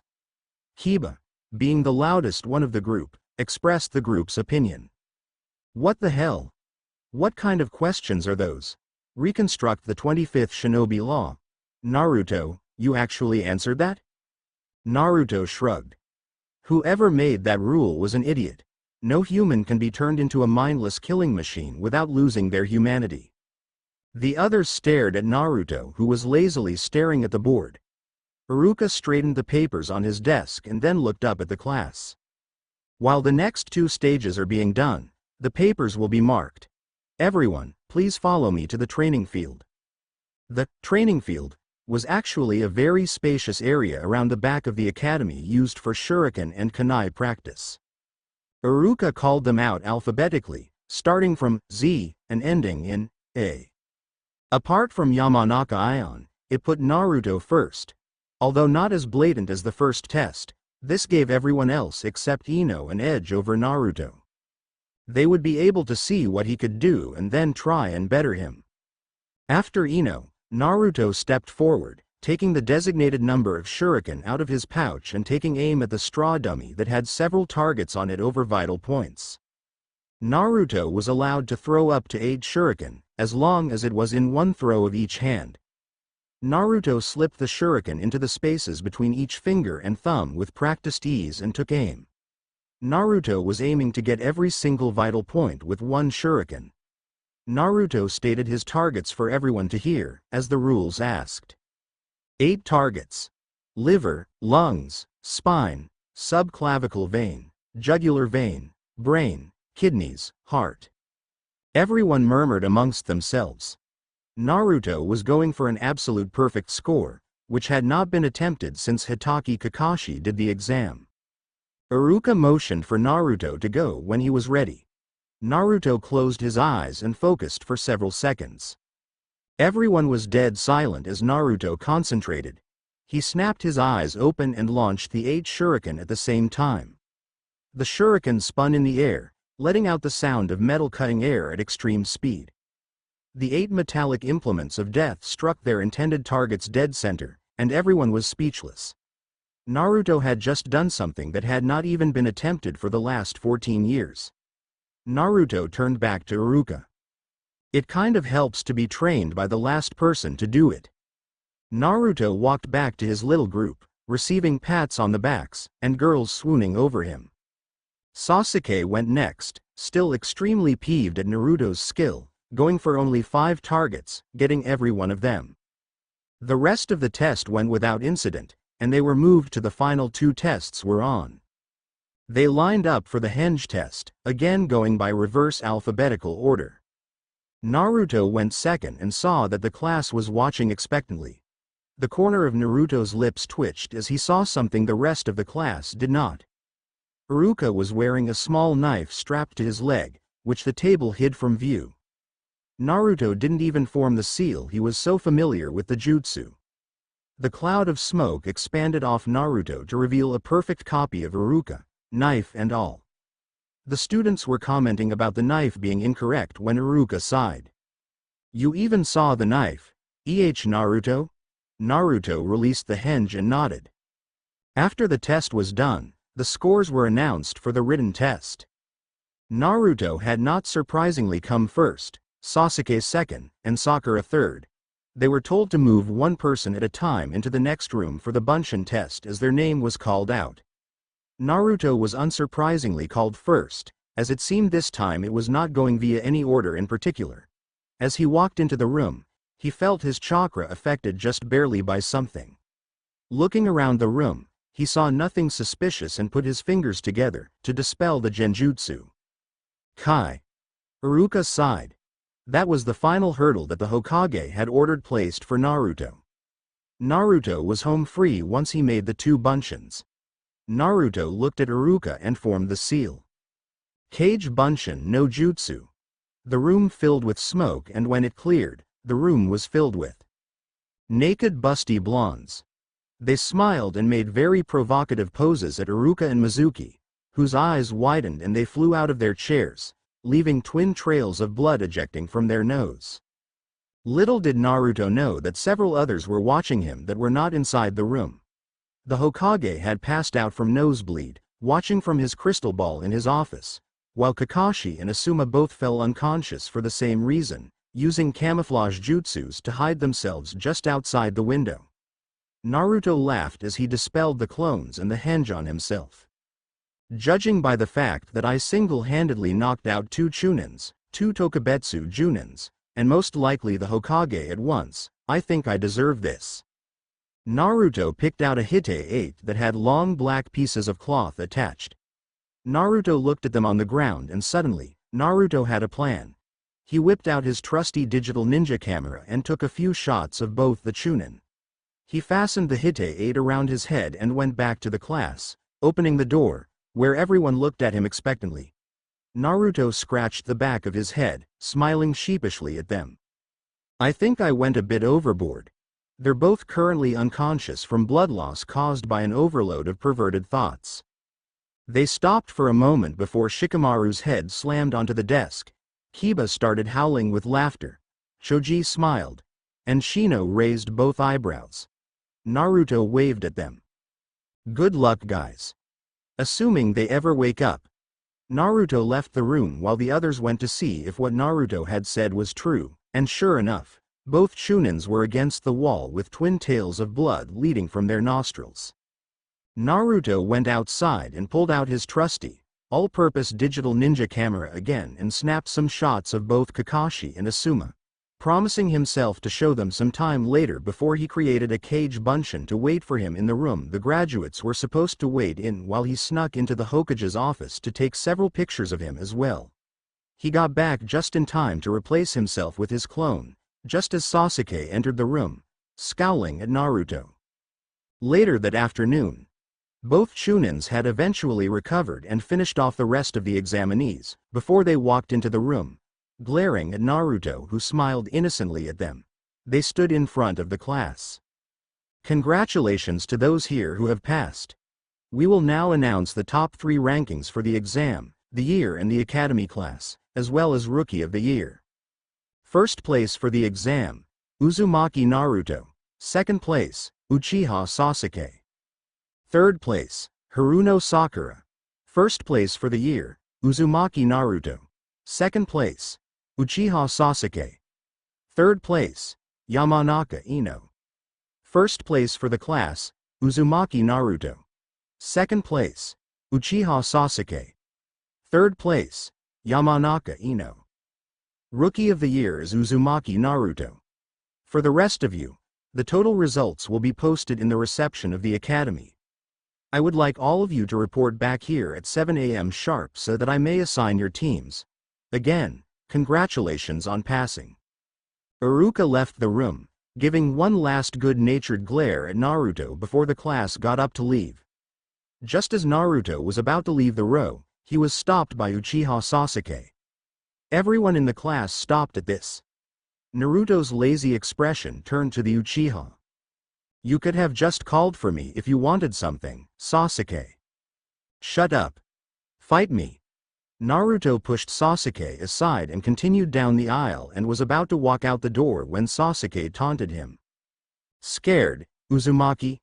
Naruto smiled at him, but his interior was not happy. He would show the Uchiha why he was the Rookie of the Year, and not the Uchiha of someone who lost to his brother and ran, screaming like a baby. No, not really. Everyone sensed the temperature in the room drop by several degrees as Sasuke charged Naruto, only to get slammed into the wall. He stumbled back up and prepared to attack again until Naruto slammed him back onto the ground and twisted his arms behind his back, stopping him from doing any seals, keeping his knee in the small of his back to make sure he wasn't going anywhere. I won in 2 moves, Uchiha. You let rage and hate overcome you. You are weak. You know why you are weak? It's because you lack love and compassion for others. Remember that well, Sasuke. Naruto let Sasuke go and continued out the door as Sasuke stared at Naruto. Sasuke hadn't received such a beating since his brother killed his entire clan. His brother had told him that he needed to hate and detest him, while Naruto told him to have love and compassion for others. Considering that Sasuke had been practically 5 years younger then, he'd gotten beaten in 2 moves. 5 years on, Naruto had beaten him in 2 moves. His confused mind made the only logical conclusion it could. Naruto was stronger than Itachi. It was completely inaccurate, but it was the logical conclusion that most people would draw in that situation. Sasuke slowly got up and began pondering Naruto's advice. He continued home, not aware of his surroundings in the least. When he got to the Uchiha Manor, he stopped, looking at the symbol his older brother had cracked with a kunai many years ago. Love and compassion. Sasuke walked into his house and continued pondering this. Formation of Team 8 and mission to the wave. That night, when Naruto had gotten home, he opened the door to the apartment with ease and saw that it was completely dark. Warily, Naruto flicked the light switch on to reveal a group of people smiling at him. People he was rather close to. Kurenai smiled and gave Naruto a hug. Congratulations on getting Rookie of the Year, Naruto. We're proud of you. Thanks, Kurenai-chan. They all congratulated Naruto, both Asuma and Kakashi giving him jokes about Naruto's new home being in Kurenai's cleavage when she was out of earshot. Naruto smirked ever so slightly. Next morning, 5 a.m. Naruto was up bright and early to get the daily Konoha Times. Just as he suspected, his plans had all come to this. Naruto walked into Kakashi's bedroom and placed the paper and a carefully prepared note next to the bed. His bag already prepared for the final day at the academy, and he snuck out of the apartment, leaving Kakashi to face the facts. When Kakashi got up several minutes later, he was aware of something unusual about his room. There was a newspaper and a note sitting on the bedside table. He groggily got up and read the headline. He stopped. He reread it. Chunin, Junin and Hokage knocked unconscious by a giant nosebleed. He then read the note. You have been served by Uzumaki Naruto. He quivered in rage as he shouted out his curse. I'll get you yet, Naruto. This awakened the majority of people in the general vicinity, and since most of them started at sunrise, there was no point going back to sleep, so they got up, fetching the paper and finding the headlines to be interesting, and they proceeded to laugh to their heart's content at the content of the full-page article. By the time the students were at the academy, when Naruto walked in, everyone stopped and then burst out laughing. Many calls of things like, "Great job, Naruto. That was genius," and the like could be heard. The door flew open and Iruka entered the room, apparently just controlling himself from attempting to kill Naruto. Naruto smiled sweetly at him. I hope you learned your lesson, Iruka-sensei. The class laughed again at their teacher's expense, so Iruka decided to just get on with it. Alright. Again, congratulations on passing. I'm sure you'll all make me proud to have been your teacher. Iruka shot a pointed glare at Naruto and the class snickered again. Now, you lives as a real ninja begin. There will be many difficult missions that you will need to work together for. Now, I will announce the teams. Everyone sat to attention at this. I'm leaving out all non-important teams. Team 7. Yamanaka Ino. Uchiha Sasuke. Haruno Sakura. Your Junin instructor will be Hitaki Kakashi. Sasuke slammed his head on the table as the two girls began bickering as they did so well. Team 8. Uzumaki Naruto. Nara Shikamaru. Akamichi Choji. Your Junin instructor will be Yuhi Kurenai. Naruto choked on his own spit as he began coughing, making everyone look at him. Naruto glanced at Iruka. Who's our Junin instructor? Iruka-sensei. Yuhi Kurenai. Naruto. Is something wrong? Naruto about the question. Was there something wrong? His crush was going to be his sensei. But then again, they were going to be seeing a lot more of each other. Naruto shook his head, a slight flush tinting his cheeks, which did not go unnoticed by most people near him. She could have at least warned him. No, nothing's wrong, Iruka-sensei. Iruka nodded and continued. Team 10. Aburame Shino. Hyuga Hinata. Inazuka Kiba. Your Junin instructor will be Sarutobi Asuma. Everyone looked at Naruto and Iruka's eyes narrowed. Naruto. How did you know that? Naruto smiled. The fact that I can feel his presence just outside the door and that he hasn't been mentioned yet. Naruto saw the door open and the man walked in. That's right, Naruto. Just thank Kami that you weren't on Kakashi's or my team. I'm going to get you for that. Naruto smiled lazily at the man as the others recognized who he was and began snickering. Sure thing, Asuma-sensei. Asuma got his team and left. Naruto waving goodbye to Kiba and Shino as they left. Next came Kurenai. As soon as Naruto felt her chakra presence, his cheeks fully flushed and he tried to shrink into his chair, much to the dismay of the others. When Kurenai stepped inside, she saw people looking between her and Naruto. Shikamaru whispered to Choji. Hey, doesn't she look like the girl Naruto likes, according to his description? Choji nodded. The woman smiled at Naruto. That was a great prank, Naruto. I'm Kurenai, Team 8's instructor. Follow me, you three. Shikamaru and Choji had to practically drag Naruto out. Just as Naruto got to the door, he looked at the last remaining team. You guys are in for a long wait. Kakashi-Nissan's always 2 hours late to everything. The remaining 3 Genin's sweat dropped as Naruto left and closed the door behind him. Kurenai had led the team to a nearby tree and she stood up against it while the 3 sat on a bench in front of it. For the first time, Choji and Shikamaru got to see the woman Naruto had a crush on. To tell you the truth, she was a stunner. Long silky brunette hair, dazzling ruby red eyes, creamy white skin, perfectly toned body and one hell of a cleavage. Naruto was trying not to stare at her, but it was hard. Kurenai chuckled at Naruto. Naruto, I'll never get tired of your pranks. Naruto blushed more and scratched the back of his head as he looked down. Choji and Shikamaru were unsure of what to make of Naruto's actions in the classroom concerning their new sensei. I think we should introduce ourselves. Although I indirectly know of you from Naruto's descriptions, I want to get to know you personally. So, start with your name, likes, dislikes, hobbies and dreams. Kurenai looked at Choji. You first.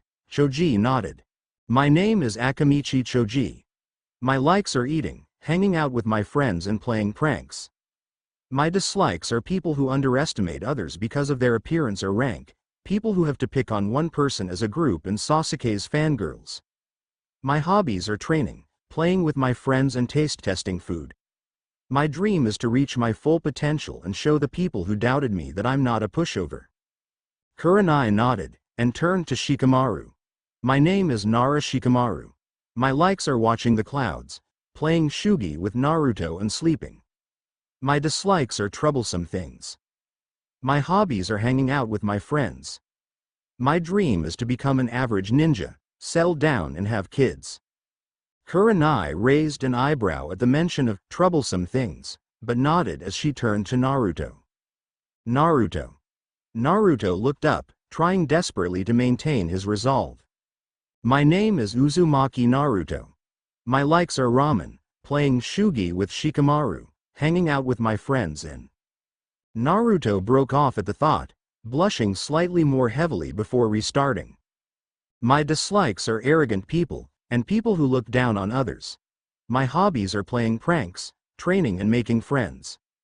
My dream is to become the Hokage, and make everyone in this village recognize me by surpassing all the ones before me. Kurenai nodded as she introduced herself. My name is Yuhi Kurenai. My likes are talking with friends, dango and calligraphy. My dislikes are others who judge people by their appearances, little orange books and perverts. My hobbies are to train and learn new genjutsu.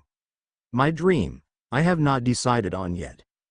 Kurenai looked at each of them, while Naruto was smiling at the mention of little orange books and perverts. Kurenai grinned at them in a way that made all three boys slightly uncomfortable. As I'm sure Naruto is aware, the graduation exam was not the actual genin exam. It only selected those who would be allowed to take the exam. The test given depends on the junin. Usually, the test is the same one that their junin sensei gave them as genin. My test is going to fall into this category. I need all three of you to meet me at training area 19 tomorrow morning, 5 a.m. sharp. Until then, you are dismissed. The three could have sworn she gave Naruto a wink as she poofied somewhere else. The three boys got up, and they turned to Naruto. What kind of a test will this be, Naruto? Naruto thought about it. Surprisingly, Kurenai had not told Naruto what her test was, but Naruto understood the meaning behind it. Naruto looked at the other two lazily. I'm not sure of what the actual test is, but as with every one of the tests, they try and get you to be greedy, but the hidden message is always teamwork. Both Shikamaru and Choji smiled, which caused Naruto to smile. We've been working together for 6 years. Teamwork comes easily to us. Both Choji and Naruto nodded as they turned to leave. Naruto thought about something. You two want to go get some lunch? They both nodded as Naruto looked at them. Ramen okay? They both smirked. Naruto without his ramen was not Naruto at all. They both nodded and headed to the best place for ramen in Konoha, Ichiraku's. Next morning, at 4:55 a.m., all three boys turned up at Training Field 19 with an assortment of weapons. Naruto had barely any sleep for being paranoid about Kakashi getting his revenge on him while he slept, but he was used to going several nights without sleep. They sat under a tree and waited. Right as Naruto's watch beeped to indicate it was 5 a.m., Kurenai appeared in a puff of smoke in front of them. Naruto smiled at her. As always, on time, unlike Nissan. Kurenai smirked at this before the three boys stood up. Kurenai grinned at them and reached into a pocket, withdrawing 2 bells. Naruto's sweat dropped. How popular is the bell test? The other two looked at him while Kurenai flashed them a smile. Most of the current junins use it. Naruto, why don't you explain how this works to them? Naruto sighed. There are 2 bells. This test has a 66% failure rate for the graduating teams. Only 3 teams will make it. We have to get a bell from Kurenai's sensei before the time she specifies. The one who doesn't get a bell will be sent back to the academy to redo their final year of training. The other two frowned. This wasn't what Naruto told them, but he looked at Kurenai as she smiled. Exactly. You have until noon to get these bells. She put an alarm clock on the stump and started it. Go. All 3 boys disappeared. Naruto looked at the 2 next to him from their hiding place. Forget what I said back there. The main reason for this test is teamwork. If we can prove to her that we can work together as a team, we'll pass. no matter if we get the bells or not. Both boys nodded and Choji turned to Naruto and Shikamaru while they began planning. Once they had come up with a viable strategy, Naruto reached into a sash on his belt and withdrew what looked to be a pair of trench knives. Naruto put them on, channeling chakra to the knives, and the boys watched as the knives' blades were surrounded by an extended chakra blade. Choji looked stunned, and Shikamaru raised a lazy eyebrow. "What's with the knives, Naruto?" Naruto looked at them. "I have an elemental affinity for wind, as does Asuma-sensei. He uses a pair of these knives too. I'll create the initial distraction while Choji, you basically keep Kurenai dodging. While this is happening, Shikamaru, you get into position for the Kagemane, okay? I'll get the bells." The other two nodded and Naruto turned to where he could sense Kurenai. Naruto focused to make sure it wasn't a genjutsu of some sort and nodded. He extended the fingers on one hand and closed them slowly. 5, 4, 3, 2, 1. Go! Naruto channeled a huge amount of chakra into the knives and hurled them, one after the other, at the tree in front of him. They pierced through the tree, the next and the next, making Kurenai hop out of the way from her position in the field. By now, Choji had appeared, using his Baika no Jutsu and Nikuden Sensha, as he began carving up the field. Roll, roll, roll, roll, roll, roll, roll, roll. Kurenai had to smirk at Choji's antics until she realized she couldn't move. She managed to see Shikamaru forming a rat seal from a nearby tree branch, smirking at her, seeing his shadow stretching down the tree trunk and up to her own shadow. Kagemane no Jutsu. Seiko. Kurenai was aware of Naruto behind her and he walked up to her, removing the bells from her belt. "Sorry, Kurenai-sensei.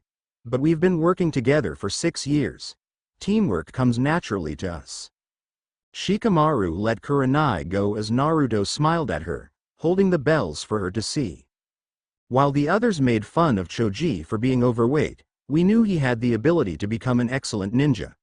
And while Shikamaru was the dobi of the class, according to him, it was just too troublesome to move the pen during class.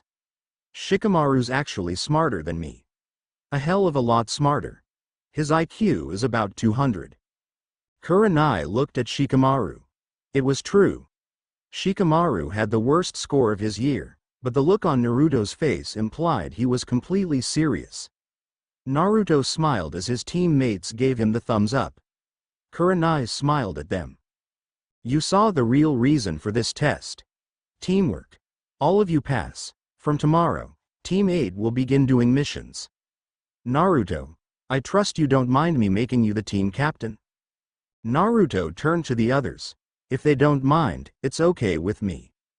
They both nodded and smiled, so Naruto smiled too. Kurenai looked at each of the 3 boys. "Congratulations on passing. From what Naruto told me, I had no doubts that you would pass. Meet here at 9 a.m. every morning unless I specify otherwise." The 3 nodded and they turned to leave the field, but Kurenai called Naruto back. Naruto motioned the others to keep going, so they did. "What is it, Kurenai-chan?" Kurenai smiled at him as he looked up at her, hanging off her every word. She looked at Naruto. "Naruto, now that you're the team captain, you have several responsibilities." Naruto nodded, listening to her. "You are responsible for your team's health and status. Do you remember what we've all taught you?" Naruto nodded, reciting the phrase that had been drilled into him from the age of 5. People who disobey the mission directives are trash. However, those who don't take care of their friends are far worse than that. Kurenai nodded in agreement as she bent down to put her face level with Naruto, smiling at his awkwardness. Everyone in their little group of Junin friends knew of Naruto's crush on Kurenai. The fact that Naruto tried desperately to hide it made it all the cuter, according to Kurenai. She looked at him, and bent forward, placing her lips to his forehead, and Naruto froze. Naruto turned bright red and started trembling. His crush was giving him a kiss. Naruto could pretty much go on to the next world contently. Kurenai pulled back slowly as she looked into Naruto's eyes, ruby red locking with sapphire blue. Congratulations, Naruto. You make me proud. That did it. Naruto's senses were in overload, still very aware of the slight warmth that Kurenai's lips had left on his forehead and the praise that came with it from the object of his affections. Naruto's body did the only thing it could, which was very uncharacteristic for him. He fainted, much to Kurenai's amusement. Kurenai picked him up, poofing back to Naruto and Kakashi's house to drop him off. 6 days later, Team 8 had been doing many D-rank missions, as well as training by themselves and with others. After the latest mission, Naruto had gone back to Guy for some tips in taijutsu and met up with not only Guy, but his genin team, which Naruto had met about a week after they became Guy's team. Naruto waved to the team as he entered their training field. Lee rushed up to him, grabbing his hand in a bone-crunching shake. "It is my eternal rival, Naruto-kun. Your flames of youth burn brightly, my friend." Naruto smiled, but shuddered internally at the title he had earned himself from a stupid mistake. Flashback. 1 year ago, when he first met the team, he saw Lee and the two had made fast friends. Upon seeing Lee use the springtime of youth speech, Naruto was acutely aware of the infection of the green spandex flames of youth disease, as both Naruto and Kakashi jokingly called it, was spreading from Guy to Lee. Naruto, snapping out of this line of thought, and noticed that Lee was expecting an answer and Naruto had foolishly said the worst thing he possibly could have without thinking. "Sorry, what was that?" Guy's eyes started burning with the flames of youth, who Lee mirrored. Both of Lee's teammates, a chocolate brown-eyed, brunette girl and a jet black-haired Hyuga, started backing away. Naruto's sweat dropped. "Lee, it seems that my eternal rival's annoyingly hip attitude has passed on to his student. It seems you now have your own eternal rival." "Yosh. I will prove with the explosion of youth that hard work will defeat genius every time." Back in the present, Naruto shook his hand and winced slightly at the pressure. Despite both Lee and Guy's passionate talks of the flames of youth, crying, group hugs and the strange genjutsu that usually manifested in the form of something that would usually be equated to a romantic scene, such as waves crashing against a rock in the afternoon sunset, that even with the help of Kurenai's training in genjutsu, Naruto still couldn't figure out how it worked. Both of them were actually quite accomplished fighters and excellent taijutsu sparring partners. Soon enough, Naruto had become friends with the girl, who identified herself as Tenten, and even managed to eventually get under Neji's cool exterior to an extent. Today, Guy was teaching them about opening the celestial gates and a move that can only be used by opening them. After the theory, as well as some tips from both Naruto and Guy, everyone tried. Even though the group knew that Lee had no chakra, he had a surprising knack for opening gates, as did Naruto. Naruto was puzzled as to why Neji could not open them, considering his clan relied on total control of their chakra, but proceeded to open the first gate. Once he closed it, Guy showed them the move, which shocked even Naruto. The move was a highly destructive, self-damaging move, but if you managed to get the enemy with it, they were pretty much guaranteed death. Guy gave Naruto 2 rolls of specially modified medical tape, insisting that he use them to assist with the move. Naruto found that he could control the movement of this medical tape with chakra. Naruto and Lee both undid part of the medical tape around their forearms and aimed for their individual targets, which happened to be 2 rather large logs. Once they opened the first gate, they disappeared, reappearing inside what would be considered the enemy's guard, giving a savage kick to the log, making it fly into the air. One of the things Naruto, Neji and Guy noticed was that when Lee opened a gate was that his body somehow produced chakra while the gate was open. Using this, both boys controlled the medical tape to wrap around the logs, adding an extremely fast rotation to add extra damage to the impact, slamming the logs into the ground. Omet Renge. Both boys fell back, panting from the strain on their bodies as they heard the logs crack and split in half, much to Neji and Tenten's amazement. Lee, having boundless energy, jumped up, cheering and shouting while Naruto just shook his head, trying to get over the pain his body was feeling. Stamina freak. Lee smiled, giving him a nice guy pose, and Naruto shuddered as he saw Lee's teeth sparkle. After training with the three for the day, Naruto went home, silently dreading whatever foolish mission they would get tomorrow. Next morning, midday, after a 30-minute meeting, Kurenai had taken the team to receive their mission, much to the chagrin of the team. It was time to find that dreaded cat, Tora, again. Naruto just barely suppressed a groan. This was the 4th time this week alone they had to retrieve the daimyo's wife's damn cat. Naruto seriously wished he could just kick the cat clear into the middle of next week so as to avoid it for at least 1 week. When they had caught it, the cat attempted to scratch Naruto until he directed a none too small amount of chakra-infused hatred at the cat, who quietened down immediately. Shikamaru had sighed. Mendokase. When they reported their success to Mission Command and handed over the offending kitten to the daimyo's wife, she started violently squeezing the cat against her face. Choji smiled as he put more chips into his mouth. No wonder it runs away so often. Naruto was chanting a mantra to himself, which the others heard. Hug it harder. Hug it harder. Hug it harder.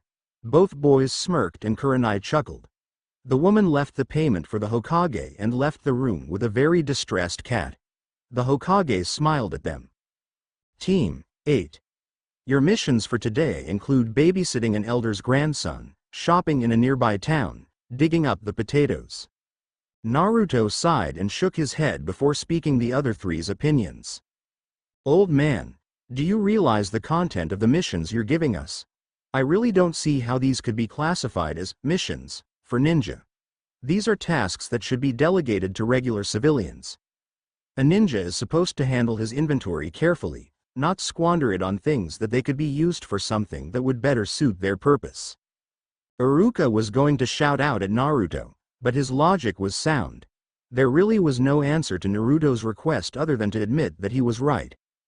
The Hokage sighed and took a puff of his pipe, reaching into the stack of paper marked, "See?" He handed a scroll to Kurenai, giving them a brief summary of the mission. The Wave Country has sent a person to request protection from thugs and bandits as he completes the bridge he is working on. You can come in now. The door opened, and the team turned to see a thick-set man most likely in his 50s. His skin was very tanned, indicating he worked outside most of his life. He reeked of alcohol and the bottle of sake in his hand proved it. He took another swig as he looked over the people that were assigned to protect him. What's the idea of giving me 3 runts for protection? Are you sure they can do it? The blonde looks super stupid. Naruto smiled lazily as he looked at the man. You know, underestimating a person is a grave mistake that you usually won't live to regret. The old man stopped drinking, a grin spreading over his face. I like you, kid. I was half expecting you to lose your cool. Sorry about that. Naruto waved his hand dismissively. No harm done. We'll protect you until you complete the bridge.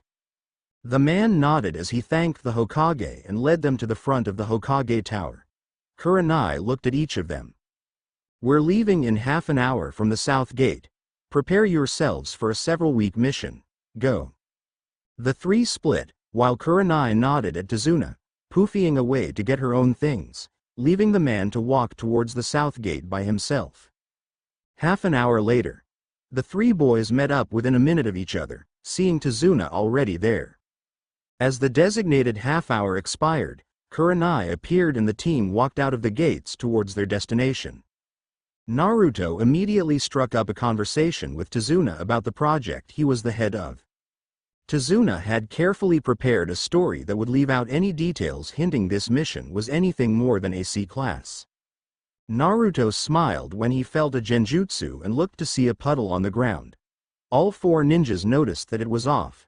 It hadn't rained in weeks, and the weather since it last rained had been very sunny with few clouds.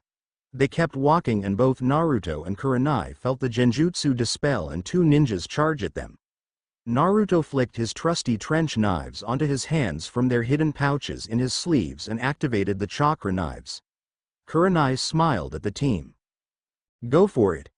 Tazuna looked up to see two ninjas wearing face masks, cloaks and a gauntlet on opposing arms that were connected via a chain with their eyes right on him. Shikamaru jumped in front of Tazuna, extending his Kagemane to catch the two Chunin-level ninja unaware. Naruto charged forwards, slicing the chain connecting the ninja in half while Choji used his combo to turn into a ball of meat while he began rolling towards them. Roll, roll, roll, roll, roll. The ninja looked at Choji with a look of surprise, fear and a hint of total confusion. Just as Choji was about to impact them, Shikamaru let go of the Kagemane to ensure he didn't receive friendly fire. Choji squashed the two ninja and came to a stop. Naruto looked at the two ninja who had stars in their eyes. Naruto took out some ninja wire from his pack, dragging the pair to a tree and tying them to it. Tazuna looked at the three young ninjas in surprise. No wonder the Hokage had assigned this team to him. These guys were good. Naruto slapped the ninja awake to start questioning them. After he thought he'd gotten all of the info out of them he could, which was very little, he used a genjutsu to knock them unconscious for quite some time.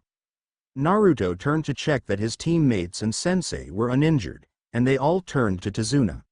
Naruto spoke for them. "We really don't mind taking on enemy ninja, but it's not a good idea to hide that info. Judging by the description you gave us of the Wave Country, I can understand the problem with the payment needed for a B or an A rank mission, but if you had told the Hokage of your circumstances, I'm sure you could have come to some agreement." Tazuna sighed. The boy was smart, no doubt about it. He looked up with a fake smile. "Sorry about that. So, will you still continue the mission?" They all looked to Kurenai, who just shrugged. "I may be their sensei, but if they don't want to, I can't force them." Tazuna looked at each of them before Naruto's eyes crinkled into a lazy smile. "Not doing something that you know is right is the coward's way. We all want to continue." Tazuna looked genuinely happy as he led them further down the road towards the wave. Several hours later, Tazuna had led them to a boat where another man in a coolie hat was waiting. The man nodded to Tazuna, and when Tazuna introduced the four Konoha ninjas as super powerful, the man smiled and bowed, introducing himself as Kaji. Once everyone was on board, Kaji started the motor and they made their way upriver into a thick mist. At an apparently random point, Kaji cued the engine, stating that Gato's men regularly patrolled this area, asking them to keep it down as he brought out an pole and began pushing the boat the last leg of the journey. Soon enough, the silhouette of the bridge came into view. Shikamaru studied it in a calculative fashion, as did Naruto and Kurenai. Choji looked at it in awe. "That's a large bridge." Tazuna smiled, keeping his voice low like Choji had. "Yeah, that's the super bridge I'm building. Once it's completed, the Wave Country will return to its former state of prosperity." Naruto nodded as they passed under the bridge and arrived at the shore. They got out and Kaji nodded to them. "This is as far as I can go without being caught. Good luck." Tazuna nodded. "Take care, friend." Kaji nodded and began rowing back the way he had come while the others continued on towards the wave. After several hours of walking, both Naruto and Kurenai stiffened slightly and Naruto hurled a kunai into a bush. After whatever was in there stopped moving, Naruto went to check what the person wanted. When he cleared the bush, he saw a snow-white rabbit looking at him glassy eyes. Tazuna raised an eyebrow, but Naruto knew there was something off. Rabbits that were this color only came from one country, and Wave wasn't it. Naruto felt his danger sense tingling and he jumped to the ground, as did Kurenai and Choji, while Shikamaru took Tazuna down just in time to avoid having their heads separated from their bodies. The massive sword embedded itself into a tree and a figure appeared on the hilt, staring at them over his shoulder. Everyone recovered and looked at the man. Kurenai's eyes narrowed at him in recognition. Momochi Zabuza, S. Class Nukanen, former member of the 7 Shinobi Swordsmen. "This is the last place I expected to run into you." Zabuza feed and turned around fully, focusing on Kurenai. "Yuhi Kurenai, Genjutsu Mistress of Konoha, A. Rank. I see you've brought some brats with you. How long do you think they'll last? Kurenai raised an eyebrow. Longer than you think. Zabuza raised an eyebrow, that is, if he had one. Instead, the skin where his eyebrow would be just lifted. You seem to have a lot of confidence in these kids. Kurenai smiled coldly at Zabuza. I do, especially since I've trained them. Zabuza laughed mirthlessly as he yanked the sword out of the three and landed, forming a single-hand seal. Kiri Gakure no Jutsu. The light mist around them rapidly intensified into a severe fog, making them incapable of seeing more than 2 meters in any direction. A disembodied voice floated out from all around them. 8 points. Shikamaru and Choji raised an eyebrow. Naruto smiled. Silent killing. He's going for the 8 vital points of the human body. There was laughter from all around them. You know your stuff, kid. Mind telling me what those points are? Naruto's eyes crinkled up as he recited them. Liver, lungs, spine, subclavicle vein, jugular vein, brain, kidneys, heart. There was more laughter before Naruto felt Zabuza appear right in the middle of their group. Exactly. Let's see how many I can get on one swipe. Naruto flashed forward, shoving a kunai into Zabuza's stomach only to see the wound drip water, and not blood. Naruto cursed his luck. Mizu Bunshin. Sure enough, the Bunshin turned to water and splattered onto the ground. Naruto felt another presence behind him. This one was just as weak as the last, so Naruto prepared his plan. You're not bad for a runt, however, this is where you die. Zabuza cleaved Naruto, only to find he puffed into smoke. Cage Bunshin. Naruto appeared behind Zabuza again, one of Naruto's chakra knives held to his neck. Yeah. I would have, though a Junin would never have underestimated an opponent. After all, there are kids my age that are stronger than I am. Naruto was aware of another Zabuza behind him. This one was also a clone, but he felt the real deal appear behind Kurenai. Naruto stood stock still. No matter what he did now, it was highly likely that one of the groups would die. Naruto should have seen this coming. So, you sacrificed pawns until you got me into a false sense of security, and then cornered the queen with yours. I should have seen that. Zabuza smirked again. So you play shugi. Well, you realize without your queen, you're stuffed, right? Naruto sighed, slowly taking his knife back from in front of him. Zabuza smirked and gave Kurenai a savage kick to the back, sending her flying into the water. Naruto used both knives to inflict a wound deep enough on the clones to destroy both of them before looking at Kurenai. Kurenai-sensei. Kurenai got to the surface of the water only to see Zabuza whiz behind her and form several seals, trapping her in a prison of water. He looked back at them. Checkmate. Hand over the old man. Naruto, Choji and Shikamaru got to their feet. Kurenai looked at them. The three of you, get out of here, Naruto. I may have trained you for 7 years, but you're still no match for him. Take Tazuna and run. Naruto sighed. The second you were captured, we lost that option. If we ran, Zabuza would kill you and then pick us off at his leisure. Both Choji and Shikamaru nodded in agreement. Zabuza formed about 10 Mizu Bunshins and sent them to stand around the 4 of them. Shikamaru bent down and formed his thinking pose. Naruto and Choji smiled. Whenever Shikamaru formed that pose, he was coming up with a strategy. After about 1 minute, Shikamaru opened his eyes and put his hands by his side. Naruto, I need you to take care of the queen. I'll hold off the pawns with Choji until you deal with him. Naruto nodded and readied himself as Shikamaru pulled out 10 kunai, while Choji prepared to do an old trick. Shikamaru launched the kunai at the clones, who dodged with ease. Choji focused his chakra to his arms. Buban Baika no Jutsu. Choji's arms grew massively disproportionate to his body size, and he brought both hands in a swiping motion, knocking the Zabuza clones back to their original positions where Shikamaru captured them with his clan jutsu that he had extended towards their original positions after throwing the kunai.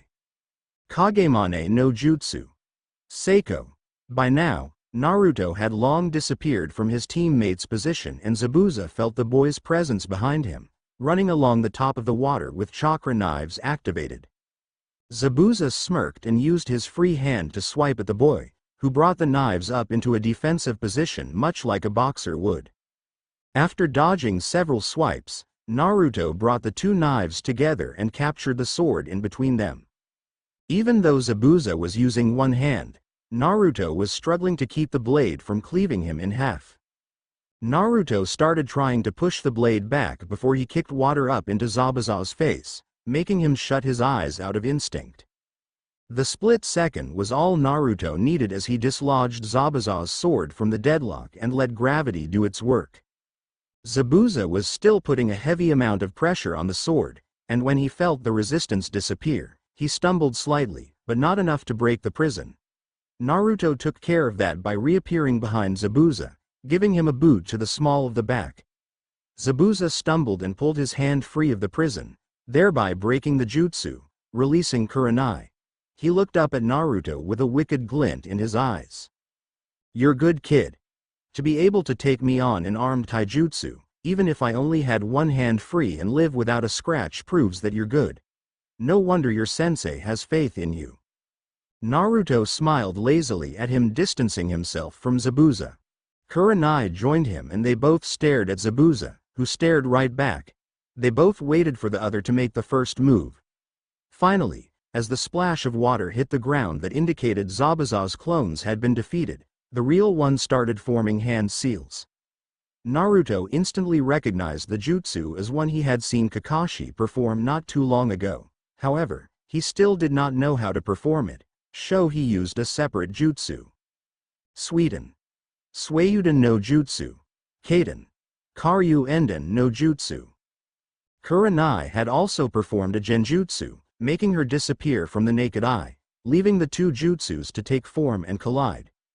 The dragon of water headed straight for the dragon of fire, creating a huge explosion of steam and superheated particles of water.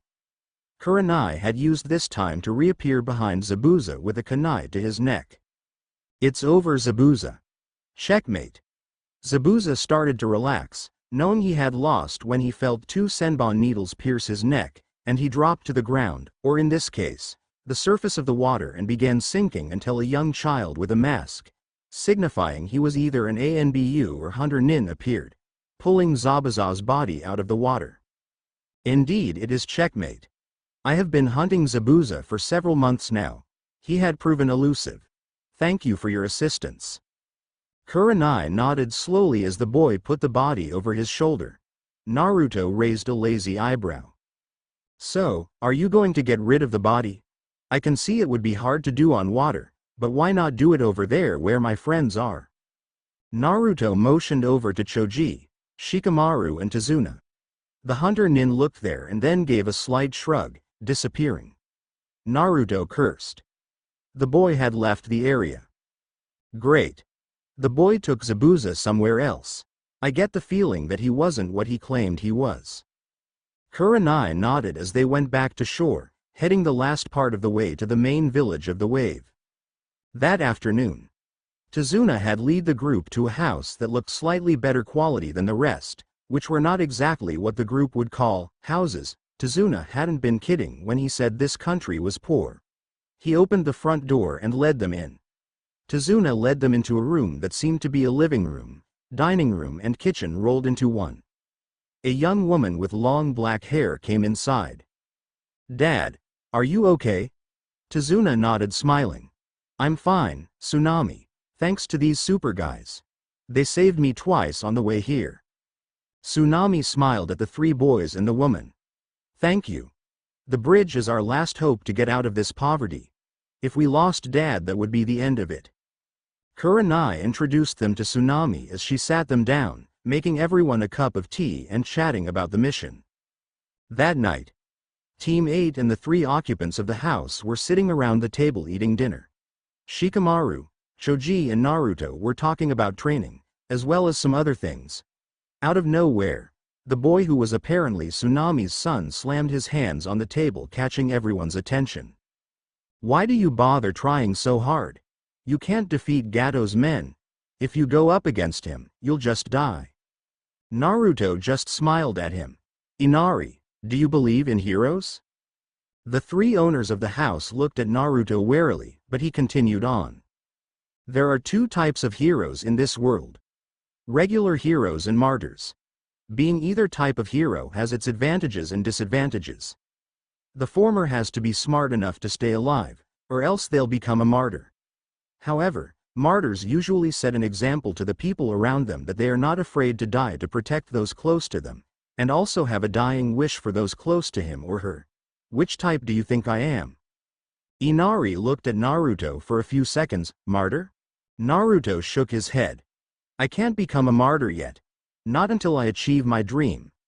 Until my dream is achieved, I will live life in a way that will leave me with no regrets. You should do the same. Inari was shocked that Naruto had used the line his father used. However, Inari still wasn't finished. But how would you know what it's like for someone close to you to die? I bet you've lived a sheltered life. Naruto shook his head.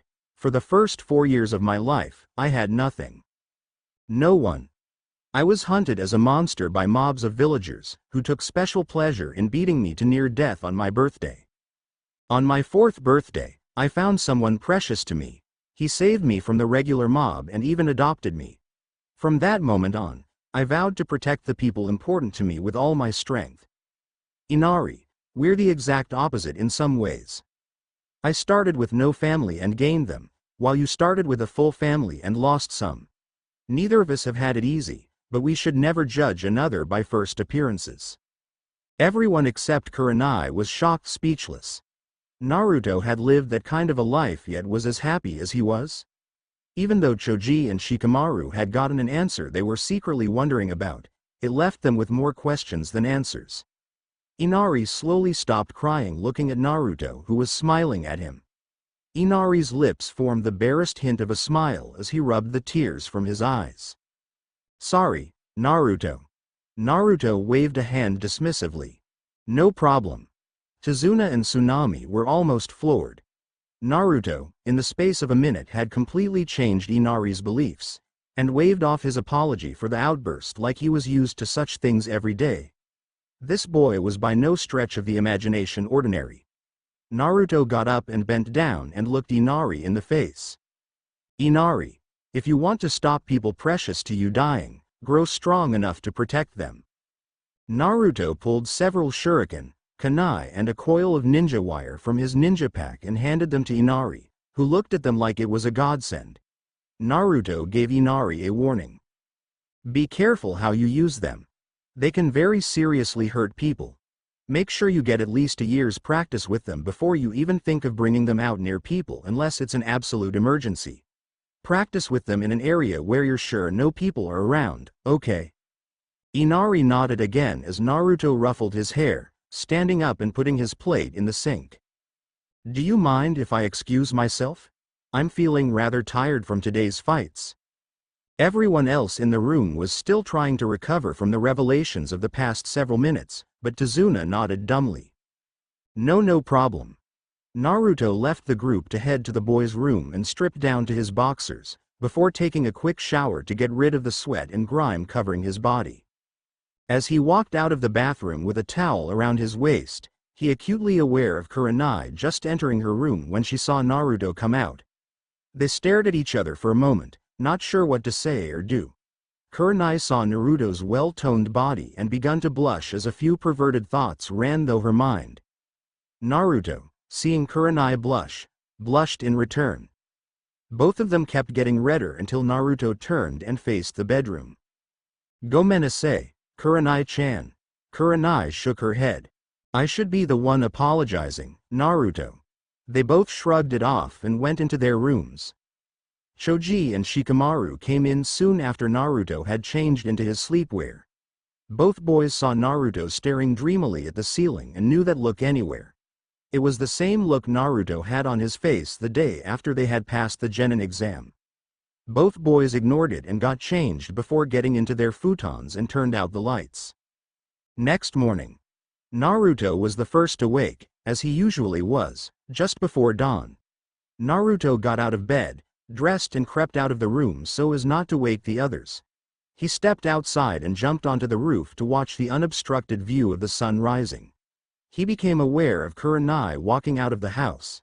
She saw him and jumped up next to him, taking a seat. After a minute, Kurenai broke the silence. "What you did for Inari yesterday was really kind." Naruto sighed. "But it was all true." Kurenai chuckled. That was practically Naruto's standard answer to all praise for his support of others. "I know, and that's what made Inari make a change for the better. You're really unusual, Naruto. Not many people could do that sort of thing in under a minute." Naruto smiled at the praise. He leant his head on her shoulder, which she didn't resist, and they watched the sun make its first appearance over the horizon, turning the sky from black to an odd purple, indicating twilight before it slowly turned to red, orange, yellow, and finally blue. By now, the rest of the house was up, so Naruto took his head off her shoulder, blushing a bit before they hopped down, going inside for breakfast. Once everyone was at the table, the mood was much lighter than last night. In fact, Inari was shoveling down his food with gusto usually seen by famished people. After everyone had finished, Tsunami took the plates and began washing up. Kurenai turned to Tazuna. "From what I've been able to figure out last night, Zabuza may have been put into just a near-death state. He's not actually dead." Tsunami let a plate drop from her fingers, which shattered on the ground, while Tazuna let the chopsticks in his hand clatter to the table while Inari looked at her. Naruto nodded in agreement. The weapon the boy used was questionable. Normally, senbon needles are used in medical acupuncture, and the chances of getting a kill in 2 needles is for all intents and purposes, 0. The only way you could achieve something like that is if you trained from a young age using solely needles and had an incredible understanding of the human anatomy. Shikamaru nodded in agreement, adding his own 2 cents. "From what I know of how Anbu and Hunter Nins work, once they kill their target, they are required to destroy the body on the spot, taking back something like the head as proof of the kill." Regardless of the fact that Zabuza died on the water, Naruto had told the boy to go to the shore we were on, which was the nearest stable ground, but he disappeared. I'd say he was actually working with Zabuza. Both Naruto and Kurenai nodded in agreement.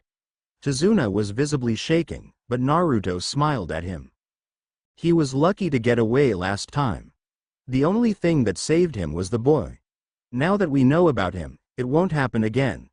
From an injury like that, he won't be getting out of bed for at least another half a week. Even then, he won't attack us for another few days until he gets his strength back.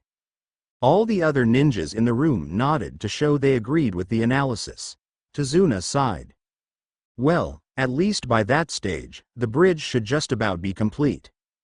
They chatted a bit more before Tazuna brought out a list of things that he needed doing. Some things involved getting supplies for the bridge, such as hand tools, screws, bolts and nuts. Others included buying some groceries for dinner that night. Kurenai took stock of the list and assigned each person duties. Choji went to get the groceries while Shikamaru went to get the supplies for the bridge. Kurenai opted to guard the bridge, which left Naruto to guard the house. Naruto smiled as he turned to Inari. "Well, since I'm here, I can help you practice with the things I gave you." Inari hugged Naruto and ran off to get the kunai, shuriken and wire. Once he had returned, Naruto looked at Tsunami. "Tsunami-san, we won't be going far, however, if anything happens, either drop or throw this to the ground, okay?" Naruto handed Tsunami a brown ball which she took. "What is it, Naruto?" "It's a flash bomb. I'll see it from a mile off. Remember, whatever you do, close your eyes as you throw it. Otherwise, you'll end up temporarily blinded." Tsunami nodded slowly and put the ball in her dress pocket, and Naruto led Inari out the door to a nearby tree. Making sure no one was around, Naruto began instructing Inari on how to throw each implement and also a few things he could do with the wire. By the time it was dusk, Inari was amazed at the patience Naruto had with Inari's constant stuff-ups. Naruto stood up and packed away his own gear. "Come on, Inari, it's almost dinner time." Inari stood up. "Asu." Inari grabbed his weapons and followed Naruto back to the house just in time to see Kurenai and Tazuna returning as well. About a week later. For the next 5 or so days, everything was pretty much the same. On the 5th day, Naruto was waiting for Inari to arrive at the tree when he felt the flash bomb go off. Naruto stiffened and ran to the house to see that Tsunami was being dragged out of the house by 2 thugs while Inari was hurling his kunai and shuriken at them, only half of them hitting them, which both of them expertly blocked with their katanas. Inari, now out of weapons, charged at them blindly, letting out a war cry as he went. Naruto pumped chakra to his feet to increase his speed and just managed to replace Inari with a nearby plank of wood as the thugs sliced the piece of wood to pieces. Both of them were aware of a presence behind them, but neither of them was able to turn around before they were dealt a severe blow to the backs of the neck, knocking them unconscious for quite some time. Naruto looked at Inari, smiling. Inari, thanks to that, I was able to save both you and your mom. I need you to do something. Get the villagers and whatever weapons you can get and come to the bridge. Today, Gato is going down. Inari nodded and saluted Naruto as Naruto brought his hands together in a seal muttering, Kai. The weights on his arms and legs expelled their stored chakra, making Naruto able to move much faster. Naruto blurred out of existence and headed towards the bridge as fast as he could. I have to make it in time. Just as Naruto got to the bridge, he saw that the group had just gotten there, the unconscious bodies of the workers scattered over the bridge. The mist started thickening quickly as Zabuza and the boy appeared in front of the group. Naruto waited to see what would happen and plan an ambush. Choji was quickly delegated to taking care of Tazuna, while Shikamaru tried in vain to match up to Haku's speed. Kurenai went up against Zabuza. On the whole, Haku was faring quite well against Shikamaru while Kurenai was holding her own against Zabuza. Just as the Haku was about to land the killing blow, Naruto blurred in front of Shikamaru and punched Haku in the face, sending the boy at least 20 meters back. Haku got up and looked at Naruto. You are that boy from a week ago. Naruto nodded. I always thought there was something strange about you. Haku pulled out a senbon while Naruto pulled out his lovable trench knives. Naruto noticed that he was surrounded by Zabuza clones. Naruto smirked and slashed them all across the chest or stomach in under a second, watching them splatter to the ground. Kurenai smiled. Finally took of your weights, Naruto? Naruto nodded. Yeah. I wouldn't have made it here in time if I hadn't. Zabuza chuckled. Seems like you've got a match for your speed, Haku. Indeed, Zabuza-san. Haku charged forwards, as did Naruto. Trench knife met senbon as they tested each other's strength before spinning around, trying to find an opening in the other's defense. Neither of them found one, so they clashed again, and again. Finally, Naruto blocked Haku's senbon with one hand. Now that I have one of your hands occupied, I am at an advantage. The first part was the water from the clones littering the ground. This is the second part. Naruto watched in amazement as the boy started doing one-handed seals. The water rose up, forming a dome of water drops, which turned into water senbon. They froze and hovered ominously around Naruto.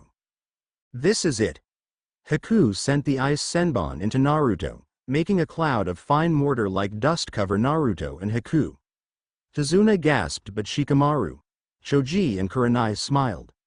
When the dust cleared, Naruto had a knife to Haku's neck.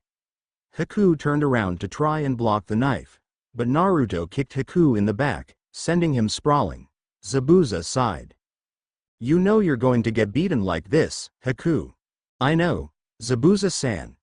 Haku got up and looked at Naruto. Naruto felt the air around him drop at least 10 degrees, so he discreetly replaced himself with a cage bunshin he had been keeping out of the fight in case something like this happened. The water around the clone began forming panels which promptly froze and formed a barrier of mirrors. Haku melted into one of the mirrors and appeared in all of them. This is my true speed. There is no way you can match this. The clone just sighed, hoping this jutsu would work like it was supposed to. He forced his chakra into his innermost coils and concentrated. He let it all free in an instant, turning the clone into a living bomb. The mirrors shattered and Haku was sent flying. Everyone looked at Naruto in fascination of the jutsu. The real Naruto appeared beside Shikamaru. Kage Bunshin Daibakuha. Kurenai smiled at Naruto, amazed with his progress. Zabuza saw this distraction and held Kurenai around the neck. Naruto looked in horror as Kurenai gasped. He was strangling her. Not a good trade, was it? A pawn for a queen. You lose, brat. Zabuza stabbed Kurenai in the stomach with a kunai and threw her to the side like a piece of trash. Naruto reappeared beside Kurenai, who was breathing sharply and blood poured out of her stomach. She looked at Naruto in pain, sorrow and regret. I'm sorry. Naruto. Don't. You can't. Not yet. Kurenai painfully raised a hand to Naruto's face, brushing her hand against it. I'm sorry. Naruto. With that, Kurenai fell limp, as good as dead. Naruto's emotions stopped. He was staring as the last vestiges of life of the one and only woman he would ever love slip away. Zabuza laughed. First death, brat. Get used to it. Naruto lowered his head and hugged Kurenai to him, willing her to come back to life. The body remained motionless as Zabuza turned to the others. Now that she's dead, you lot will die just as easily. Shut up. Zabuza, as well as everyone else, stopped at the voice. They turned back to its source to see blood-red chakra pouring out of Naruto. Zabuza stared at Naruto in a mixture of fascination and horror. You killed her, you bastard. You have no idea how much she meant to me. I'll kill you.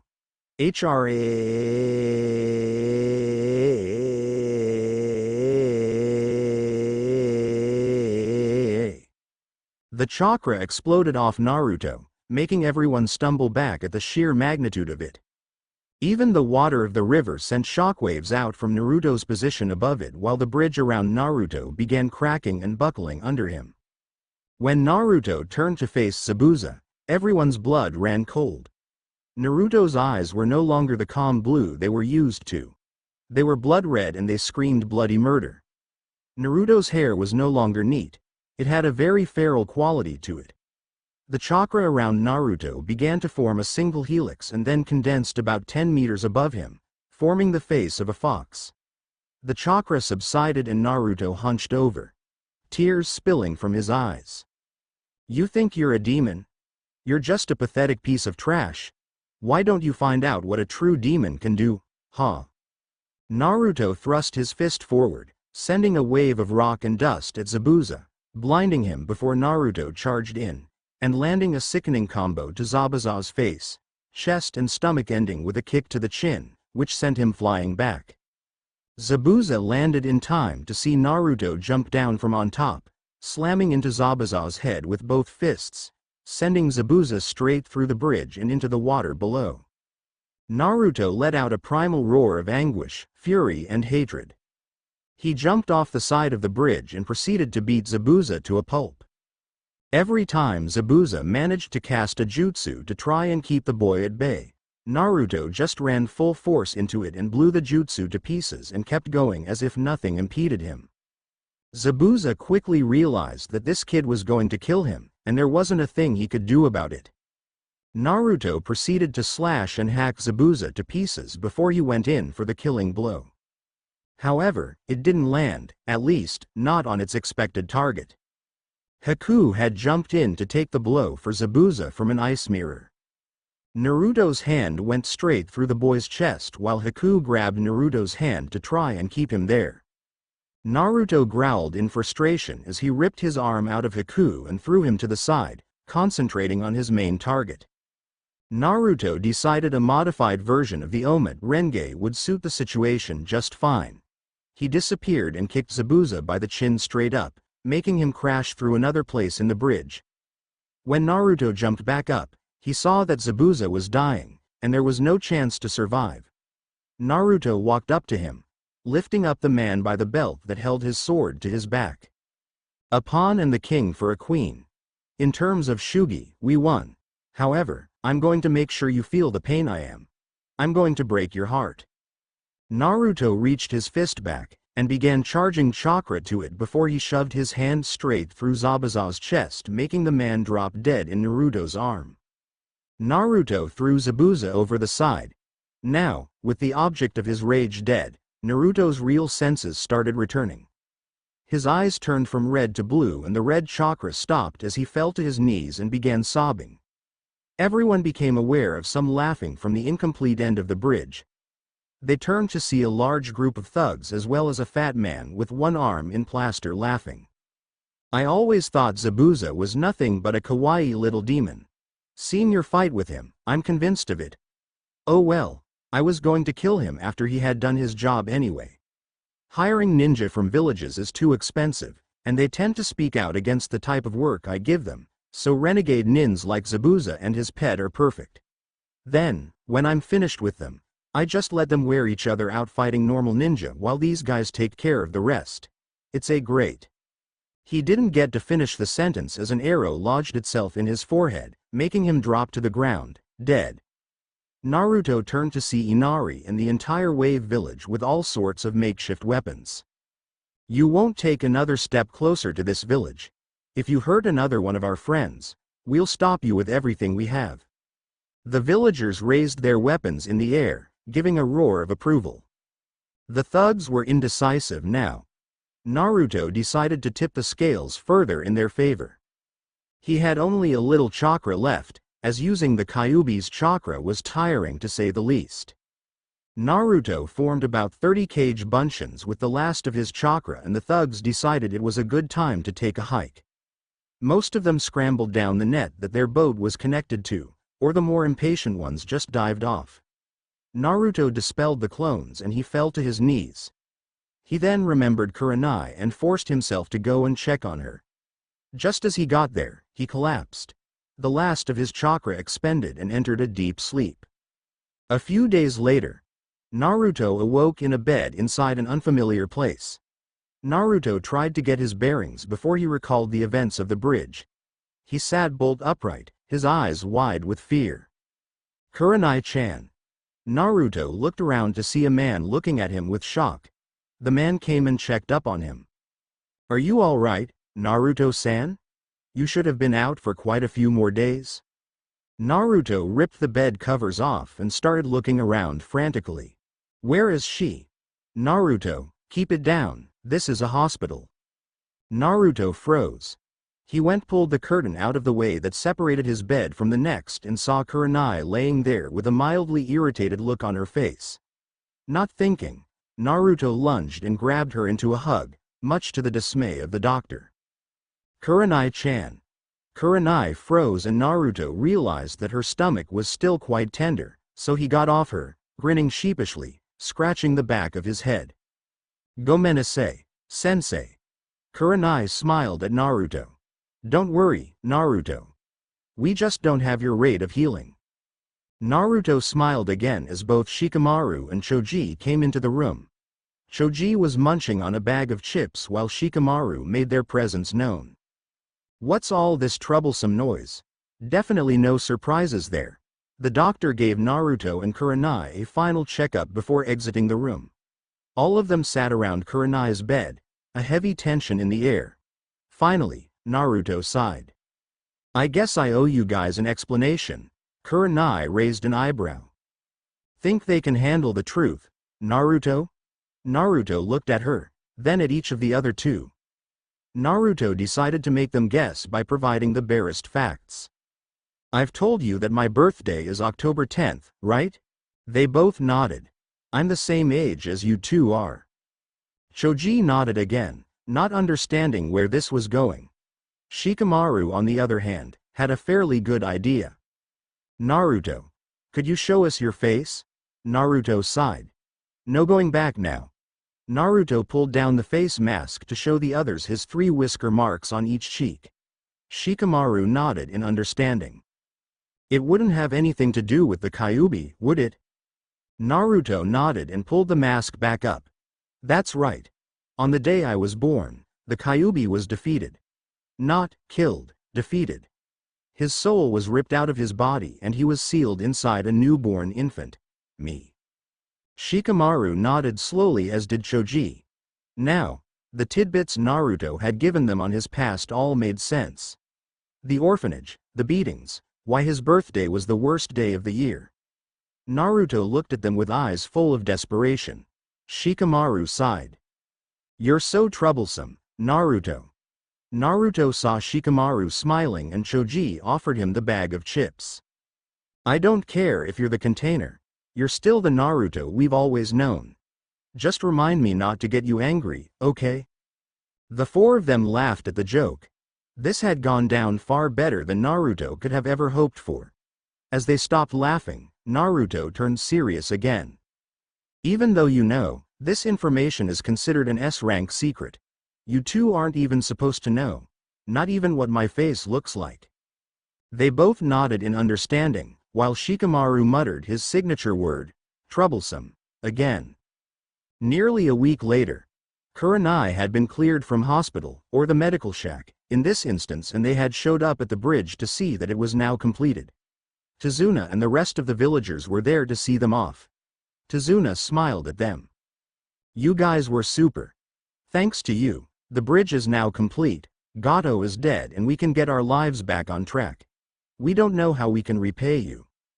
Naruto smiled. "Just make the wave country into something that won't waste the effort we went through."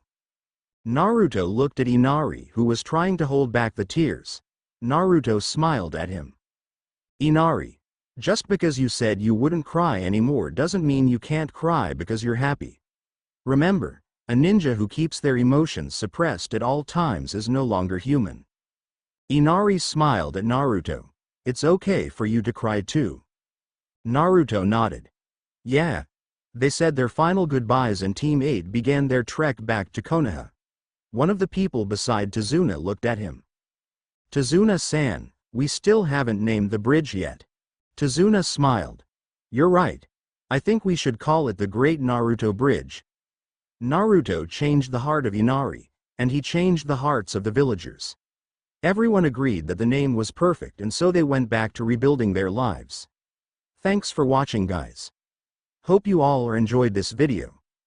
If you do, please leave a like, share and subscribe. Also don't forget to support author of this fanfic. So let's end this video here. Until then, see you in next video.